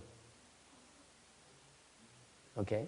After you become an adult, you are in control of your life. Sau khi mà thành cái trưởng thành rồi thì mình có cái tự chủ cuộc đời. Okay? I feel that the Asian has this tradition of pinning too much pride on the success of their children. Cái người Á Đông mình có cái chấp trước á, là quan trọng, muốn được hãnh diện về sự thành công của con cái của mình. And by doing that, you create undue pressure on your children. Vì muốn con cái mình thành công, muốn được hãnh diện sự con cái của mình, thành ra mình tạo cái áp lực nó quá đáng với con cái của mình. I cite the book that I heard about, titled "The Battle Hymn of the Tiger Mother," written by a Yale law school professor. I believe she's Asian. She's Chinese, married to a Jewish professor, another professor at Yale University, and she wrote a thing about how she raised her two daughters. Thì cái bà giáo sư của trường luật bên Yale đó, bà biên cuốn sách kể chuyện cái phương pháp bà nuôi dưỡng hai đứa con gái của bà. Bà cưới chồng, bà là người Hoa, người Tàu, mà người chồng bà là người Do Thái, theo đạo Do Thái. And she related, I think Vicky, you know this book, don't you? She related the fact that she were very demanding of their schedule and make sure that they had bring back great grades and spend a lot of time with them to make sure they outperform and excel in everything they did. Okay, so more like a slave driver, if you ask me. And nói là bỏ thì giờ ra mà kèm con gái, hai đứa con gái mình từ sáng tới tối để cho nó học cho nó giỏi, để cho nó thành công lớn lao. Okay.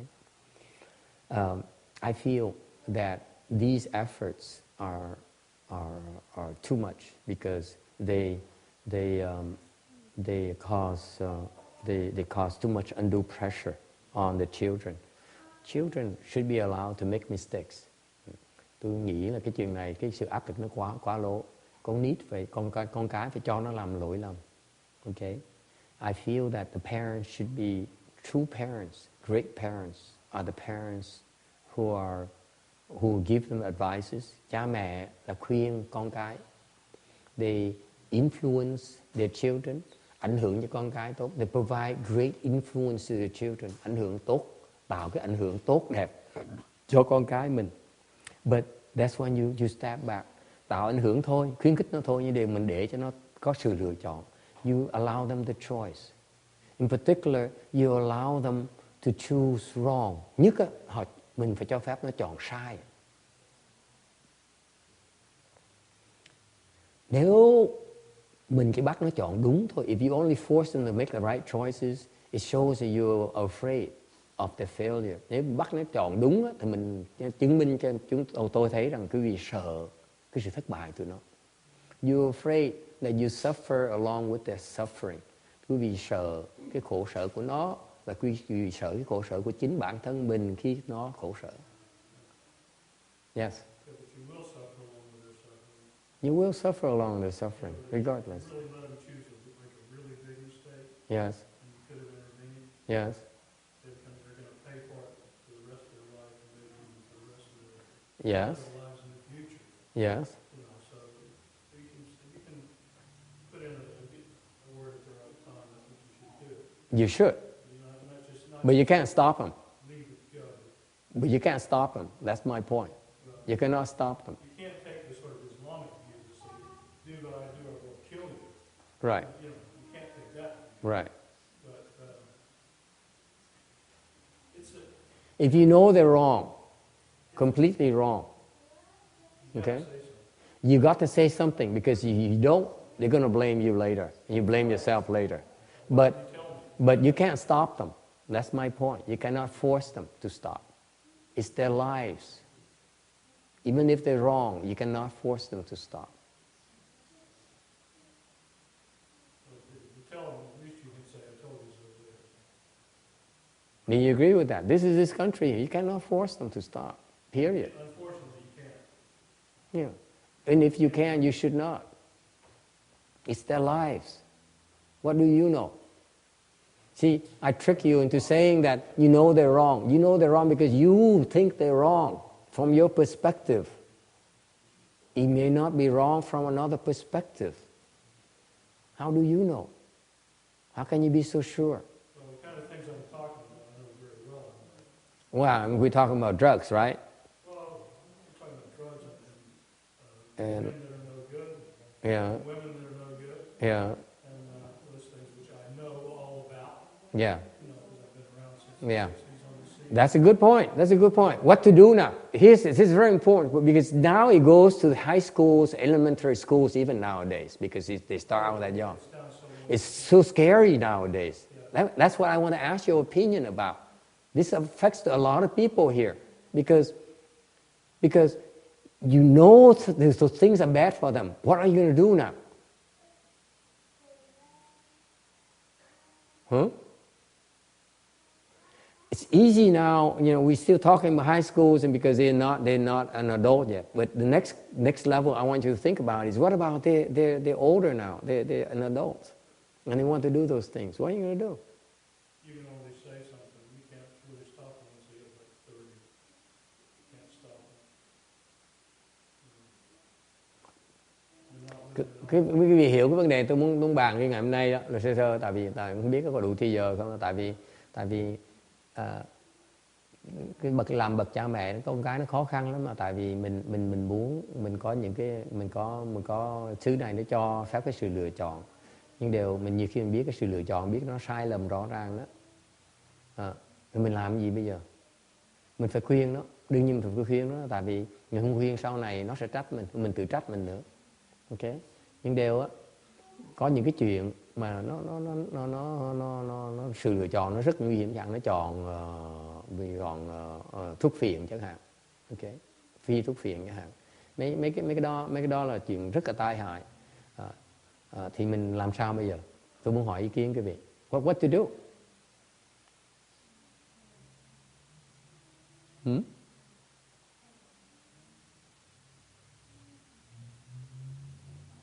Yes.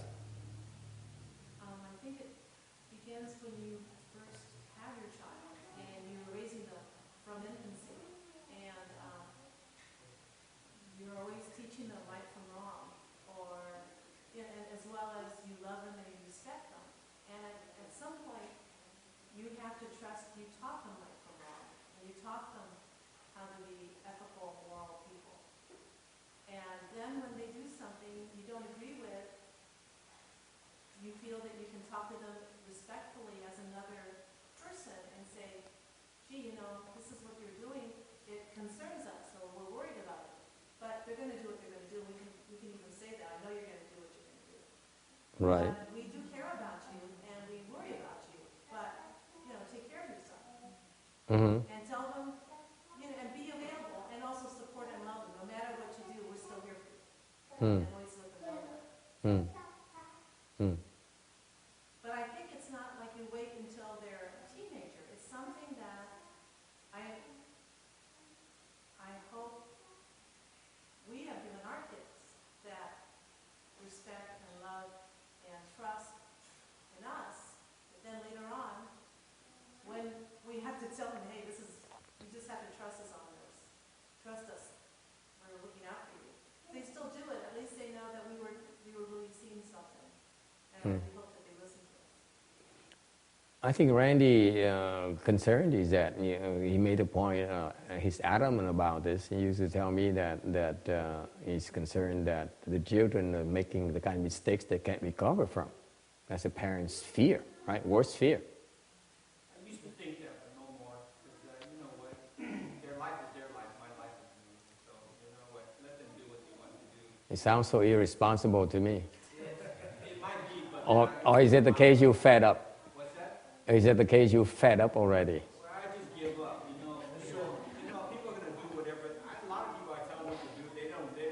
So I'm just, At a certain same point, here. at a certain point, you will give up on it. At a certain point. You have to give up. But it's pretty far down the line. If it's 40, Uh-huh. and it's defying you, doing everything against you, Mm-hmm. attacking you, and everything, Mm-hmm. you have to give up. Yeah. Yeah. Because you're encouraging him. You come near him, you're encouraging him. Right? I'm saying that in some cases you have to let go, because if you don't let go, actually you're create conditions for him to go down. Yeah, That path. that might be right. The way my mother puts it is like, she said, well, I had to give her up to God. Because that's what she said, I have to give her up to God. Mm. She can't handle it. Okay. Anyone else? Cái vấn đề như vậy nè, ông nói là mình nhiều khi cha mẹ mình biết nó sai lầm, mình chỉ khuyên nó thôi, mình khuyên không được, mình khuyên sao nó trách mình. Thì mình khuyên nó rồi thì mình phải bỏ cuộc, mình phải buông tay để cho nó tự sống cuộc đời nó, chứ còn mình không thể nào mà ôm nó hoài được. Cái này khó khăn lắm, mà tại vì nhiều khi mình biết rõ ràng nó sai, mình không làm được, mình không khuyên không được. Okay. Anyone else? Ai có ý kiến nào khác nữa không?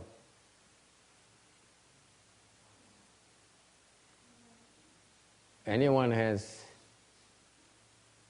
Yes?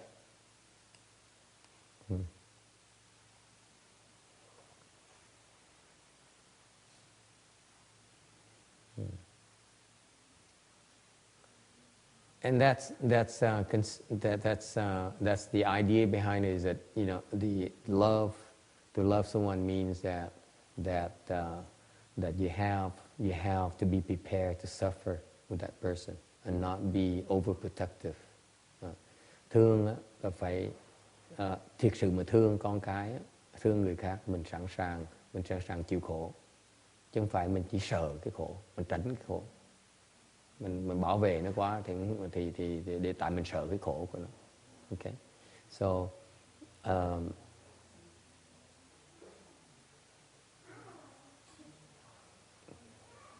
any other question? Ai có thắc mắc gì khác không?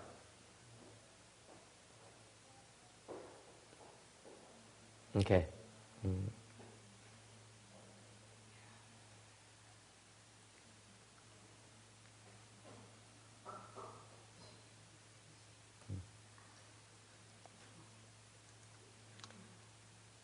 Okay, going back to slide 44, tấm 44. So the lady, the wife, fasted. And by the way, I didn't suggest to her that she fasted. Thì cái bà vợ bà tuyệt thực, thành ra ông chồng chịu thua. Tôi nói cho quý vị biết là tôi không có, tôi cũng khuyên cô tuyệt thực thế nào. Actually, I told her not to leave the home life. Tôi ngược lại, tôi khuyên cô là không nên xuất gia. What? I agree with you. I feel insulted.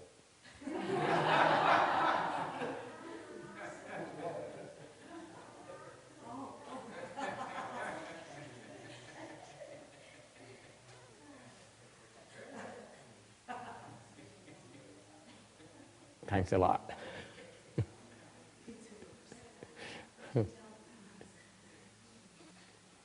I talked to her on the phone. Okay? And I asked her, is that right? Is my answer right to you? I somehow feel that your father loved you deeply. And you loved your father deeply. Tôi nói chuyện cô, tôi hỏi cô, tôi có đúng cái linh đó, tôi có đúng không? Tôi thấy rõ ràng là ba cô thương cô dễ sợ, mà cô thương ba cô dễ sợ. You guys are so close. Hai người thương nhau dễ sợ đúng không? Nói yeah, he babies me. Ông thương con dễ sợ lắm. Ông chiều dễ sợ lắm. Remember, he would not allow his wife to go to the temple. He allows his favorite daughter to go to the temple. Không? Vợ thì không cho đi chùa, mà con gái cho phép đi chùa. Chiều con gái như vậy. Okay? He makes a special step for his daughter. He doesn't think much about Buddhism. Buddhism is a bunch of crap as far as he's concerned. Nghĩ là Phật Pháp là đồ tầm bậy. Thành ra đi chùa phí thì giờ phải cho con Pháp con cái muốn đi, cho mày đi. Thương con cưng như vậy đó. Okay? She can do nothing wrong. She can do no wrong. Không thể nào con gái muốn gì được nấy. Cưng như vậy luôn đó. So I asked her. She's 28, okay? And she's supposed to go back to Vietnam and get married this year. Đáng lý là năm nay sẽ về Việt Nam cưới chồng đó. I asked her. Tôi hỏi. Ba cô thương cô như vậy đó. Cô có nỡ nào bỏ ba cô và đi xuất gia không? I said, your father loved you so dearly. Can you have the heart to break it? To tear his heart up and leave the home life? How could you? Mà làm sao có thể làm vậy được? I don't think you're able to do that. Tôi nghĩ cô làm không được đâu.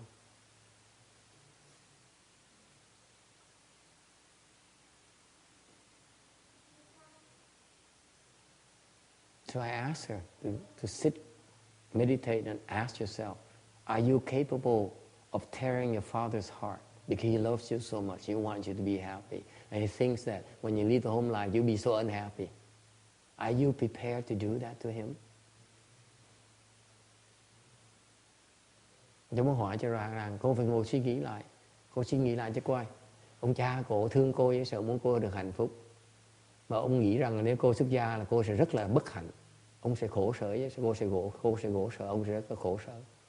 Cô có thể làm vậy được không? Cô có thể làm cho cha ông khổ như vậy được không?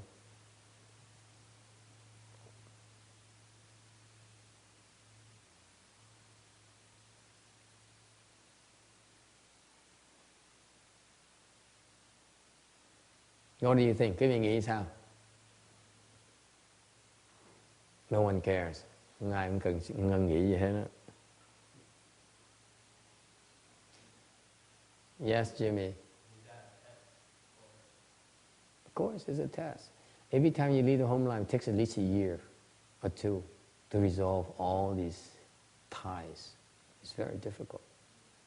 Mostly coming from the family. Mỗi người xuất gia bỏ nhất 1 năm, 2 năm để mà sửa soạn chặt cái dây nợ với gia đình. Khó lắm, không có dễ đâu. Very difficult thing. It's your own family that stops you. Người gia đình mình cản trở mình lại, không ai hết. It's your family that stops you. Thành phải giải quyết những chuyện đó. Yes? Are you prepared to hurt your father like that? Mình thể làm cha mình đau lòng như vậy được không? How can you meditate?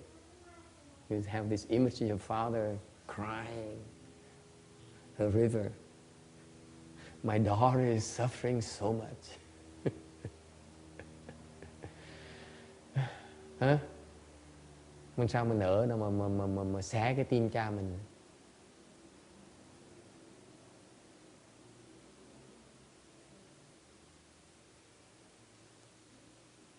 What to do?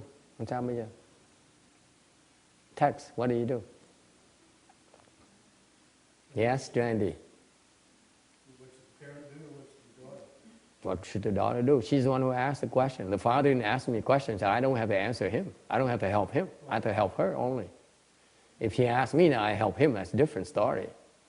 See, I can work both sides of the fence, depending on who gets to me first. If she really wanted to eventually leave the home life, if she has to do it in a decremental way, if she's going to do it here, she has to, first off, she has to not do that to be a problem, unless she's going to do none there. And then she has to increase her association with the temple over time, where it becomes more and more acceptable to her family that she's very attached to the temple. And then eventually, one day, it'll break loose that it's okay with the family for her to stay. Yes, Randy. Doesn't care. No, she doesn't have enough blessings to lead the home life. You need a lot of blessings. She has a lot of external blessings for outflows, but nothing with inflows. You need to get the right timing. So you got to build up the treasure chest before you take that next step. Okay? Both say it takes time. It takes time. You're both right. You're both right. Okay? Hai người đều đúng, hai người nói là cần thì giờ, không có dễ như vậy đâu. Okay? Phải tạo phước, rồi phải làm từ từ đó, để hướng cái từ từ và cái sửa soạn chuẩn bị từ từ đó. Absolutely, you're both right. It turns out that she needs to the attachment is a form of debt, emotional debt. Cái tình thương đó là một cái loại nợ. Okay, the father's emotional attachment to his daughter is a form of debt. Lòng cha mà thương con là cái nợ. And you have to settle that debt. Mình phải trả cái nợ đó. As long as the debt is not settled, you cannot do it. Nếu cái nợ vẫn còn, đi không được.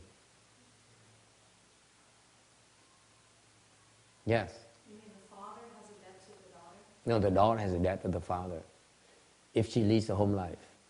If she stays home, then the father owes her.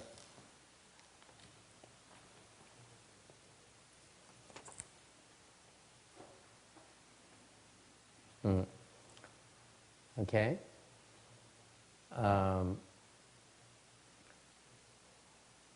I thought, Jasmine, I have a 2 o'clock appointment, or what time? 3 o'clock? How come it says here 2? Tell her that she's off 1 hour. I have I'm still in the midst of my sutra. Yeah, it says here 2.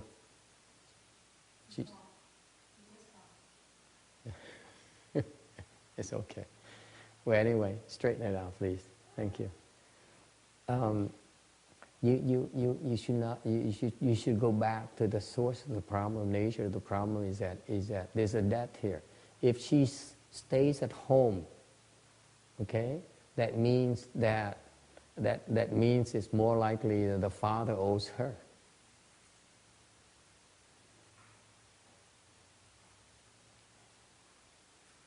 Okay? He owes her those kinds of staying home blessings. Okay? So the point here is that you learn to settle these kinds, take care of these kinds of debts.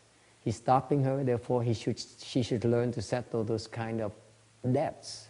That's all there is to it. Không có gì khó khăn đâu. Tất cả nó là nợ trả nợ hết với nhau thôi.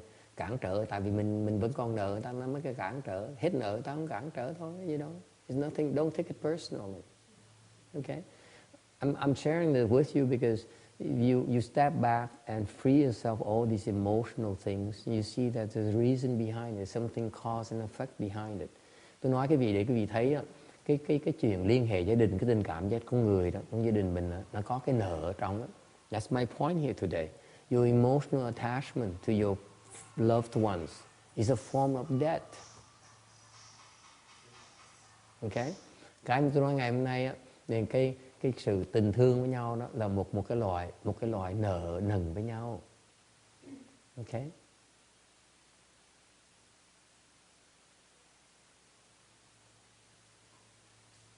So do not let emotional attachments cloud your decision. Thành đừng có để cái tình cảm nó làm cái tâm mình nó rối trí. If you realize your emotional attachment is a form of debt settlement, then you have a chance. You want to make sure that you keep your head clear and not get emotions involved in your decisions. Okay?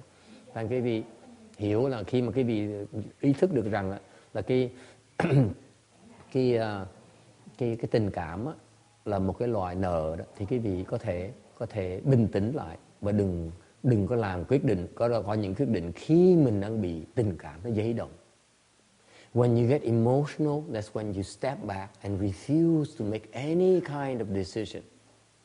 Khi mà quý vị đang bị tình cảm nó dấy lên đó, thì quý vị không nên quyết định cái gì hết đó.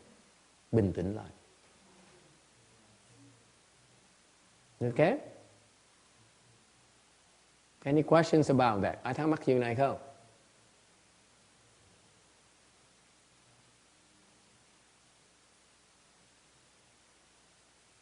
Yeah, Quảng Ngân.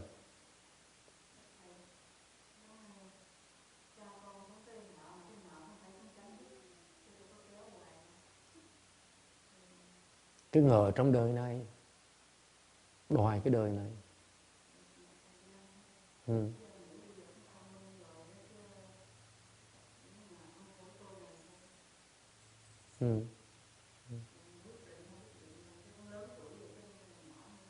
Đúng rồi. Nhưng điều cái khổ quý vị thấy, cái khổ là mình thấy mình thương con cái đó, cái người cha mẹ mình, bậc cha mẹ mình bì thì mình thương con cái mình.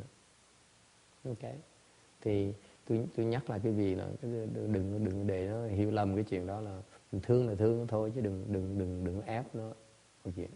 Với cái đời sau này chứ không có là vấn đề đời trước á, tôi nói về vấn đề đời mà cái đời mà cha mẹ tôi đó thì hơi có sự ép buộc con cái một tí. Đời sau thì hơi ít rồi. Nhưng đều cái cách trả nợ, ok, một cách trả nợ là mình chịu khổ, mình bị cái tình thương nó ràng buộc. One way to pay back your emotional debt is let emotions cloud you. Emotions bind you down. That's how you repay your emotional debts. Cái tình cảm đó, cái tình thương đó là cái nó làm cho mình một cái phương pháp để mình trả lại cái nợ đó. Mình bìm rìm. Ok? Mình quyến luyến. That's how you repay your debts right now. Okay. And this pertains to the question I asked earlier about, let's say your children are about to make the wrong decisions. What are you going to do? Okay? Thành ra cái đó nó liên quan tới cái câu hỏi tôi hỏi quý vị hồi nãy là thấy con cái nó sắp có cái quyết định nó sai lầm rồi. Làm gì bây giờ? And it turns out that I suggest to her that she should use the Dharma to repay her debts to her father. So by giving him blessings, that's what Randy brought up. Okay? It's not only the blessings for herself, but part of the blessings that she needs to generate is blessings to repay her debts to her own father's emotional attachments to her. Nên tôi nói là cái nó phải biết tạo những cái phước để mà trả lại cái nợ, trang trải cái nợ nần mà cái tình cảm của cha mẹ dành cho mình đó, phải tạo cái phước để mà trả lại những cái nợ đó. Ok, If you want to protect your children, nếu quý vị muốn giúp đỡ con cái mình, muốn bảo vệ con cái mình, you better off giving them blessings to protect them. Quý vị mà muốn bảo vệ con cái mình, quý vị nên tạo phước để bảo vệ cho nó. Okay? Because blessings will help them utilize to repay their own debts. Cái phước của nó, mình cho nó phước, nó có những cái phước đó nó có thể dùng để trang trải cái nợ nần của nó. Okay? Alright. Any questions? Ai thắc mắc gì khác nữa không? If you have no questions, I will stop here to be on time since it's the first lecture of the year. Yes. I was going to add to what people were saying, that if she takes more time, maybe just by continuing her practice, maybe her dad will start to see, the benefits that the practice has for her and be more understanding in the future. Ngoài là nhiều khi mình mà theo cái quan điểm là mình nên từ từ chậm để mà tiến tới đó, xúc tiến đó. Thì tôi nói, thì ông này nói là so what was your suggestion again? Just that she, continue with her practice, and hopefully as she improves, her dad would see how the practice benefits her, and over time may become maybe more understanding of her wish. Yes, I agree with that. Cái ông nói là từ từ ông sẽ thấy cái lời của ông. Unfortunately, this guy is opinionated. He's not gonna. He discards things that he doesn't believe. He thinks Buddhism is a bunch of crap, bunch of nonsense. So no matter what, he's gonna discount that tremendously. Okay. So I suggested to her this. I said. Cuối cùng tôi nói là ông nói là từ từ ông sẽ đổi ý, tại ông thấy cái tu hành lợi cho cô này. Tôi nói lợi cho ông ngoan cố, ông nghĩ là cái Phật giáo là một cái chuyện trừu tượng, chuyện tầm bậy tầm bạ không thì có giờ gì đâu, nó nhỏ, nó tưởng tượng thôi, bị ta dụ thôi. Okay. So I suggested her this. I said, you go home tonight. I mean, you go to your father's room. She was at home. You hug him. You say, Father, I'm not living a home life anymore. Tôi nói, cô qua phòng đó, qua bên phòng của ba cô ôm ba cô, nói là ba ơi, con không xuất gia nữa đâu.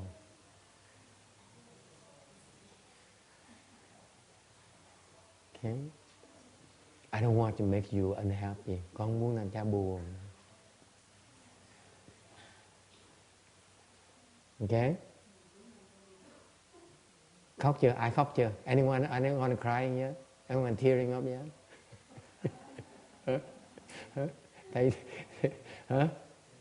Can you sense it? You say, Father, I'm giving up. I'm giving him. I love you too much. Don't you feel weak now? And then what do you say? And then you tell her. I told her to tell him. I said, I will not live the home life if you make me this promise. Allow me to use Buddhism to help you because I believe in it. Tôi nói là con chỉ xin ba một chuyện thôi, là ba cho phép con dùng cái Phật pháp để giúp cho ba sau này. Tại con tin, con thiệt sự con tin như vậy. You get that? You cannot use reason to convince emotions. You have to use emotions to convince emotions. You get that? It's a wrong medicine. You cannot reason with an emotional man. You have to touch his emotions. Tôi nói là quý vị không thể nào dùng cái lý trí mà thuyết phục ông này, phải dùng cái tình cảm mà thuyết phục ông này. Vì con không đi đâu, con thương cha quá đi, con ở lại với cha, nhưng để cha phải cho phép con dùng cái Phật pháp để con giúp cha sau này. Tôi đang soạn đường cái tình cảm để dùng cái tình cảm tiếp tục theo. So I'm preparing her, paving the way for emotional path to help him understand Buddhism through emotions.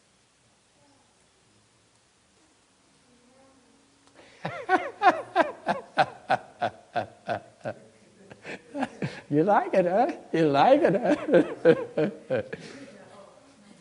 You get it, Vicky?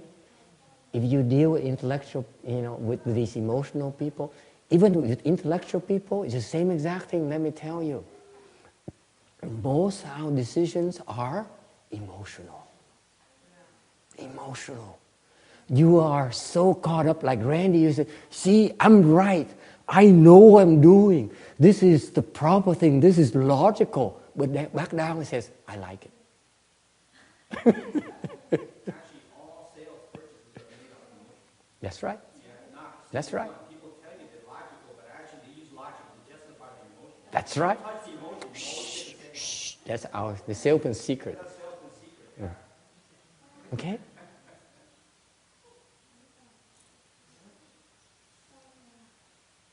You see how you convince your children, your parents now? Emotions.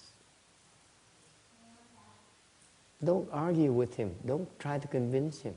Say, I like you. I like you to be healthier. You have to be there for our daughter. Can you rest a little bit more, half an hour a day? Can you give me 10 more minutes a night? So I can massage you, relax you a little. You get his mind off his work. Use emotions to change his behavior. Don't use logic. Get that? I can still get mushy.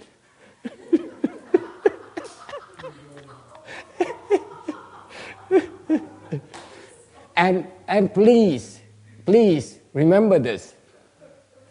They may look tough, they may look logical. I'm referring to men, of course, when they're so damn emotional.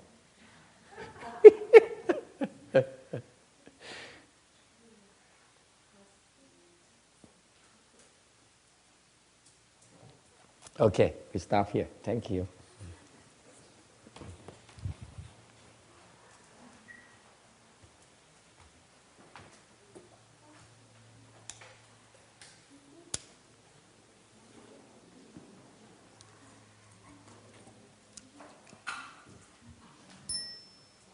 May these merits and virtues adorn the Buddha's Pure Land, repaying the 4 kinds of kindness above, aiding a threefold path below. May those who see and hear all bring forth a Bodhi mind. And when this retribution body is done, be or born a land of utmost bliss.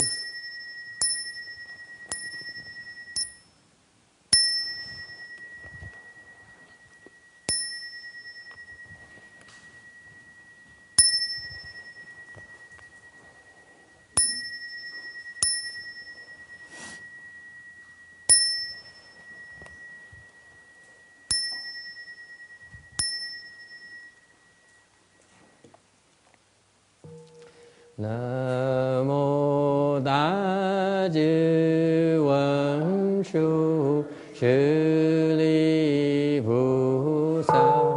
Nam mô Ta Chư Văn Su Sư利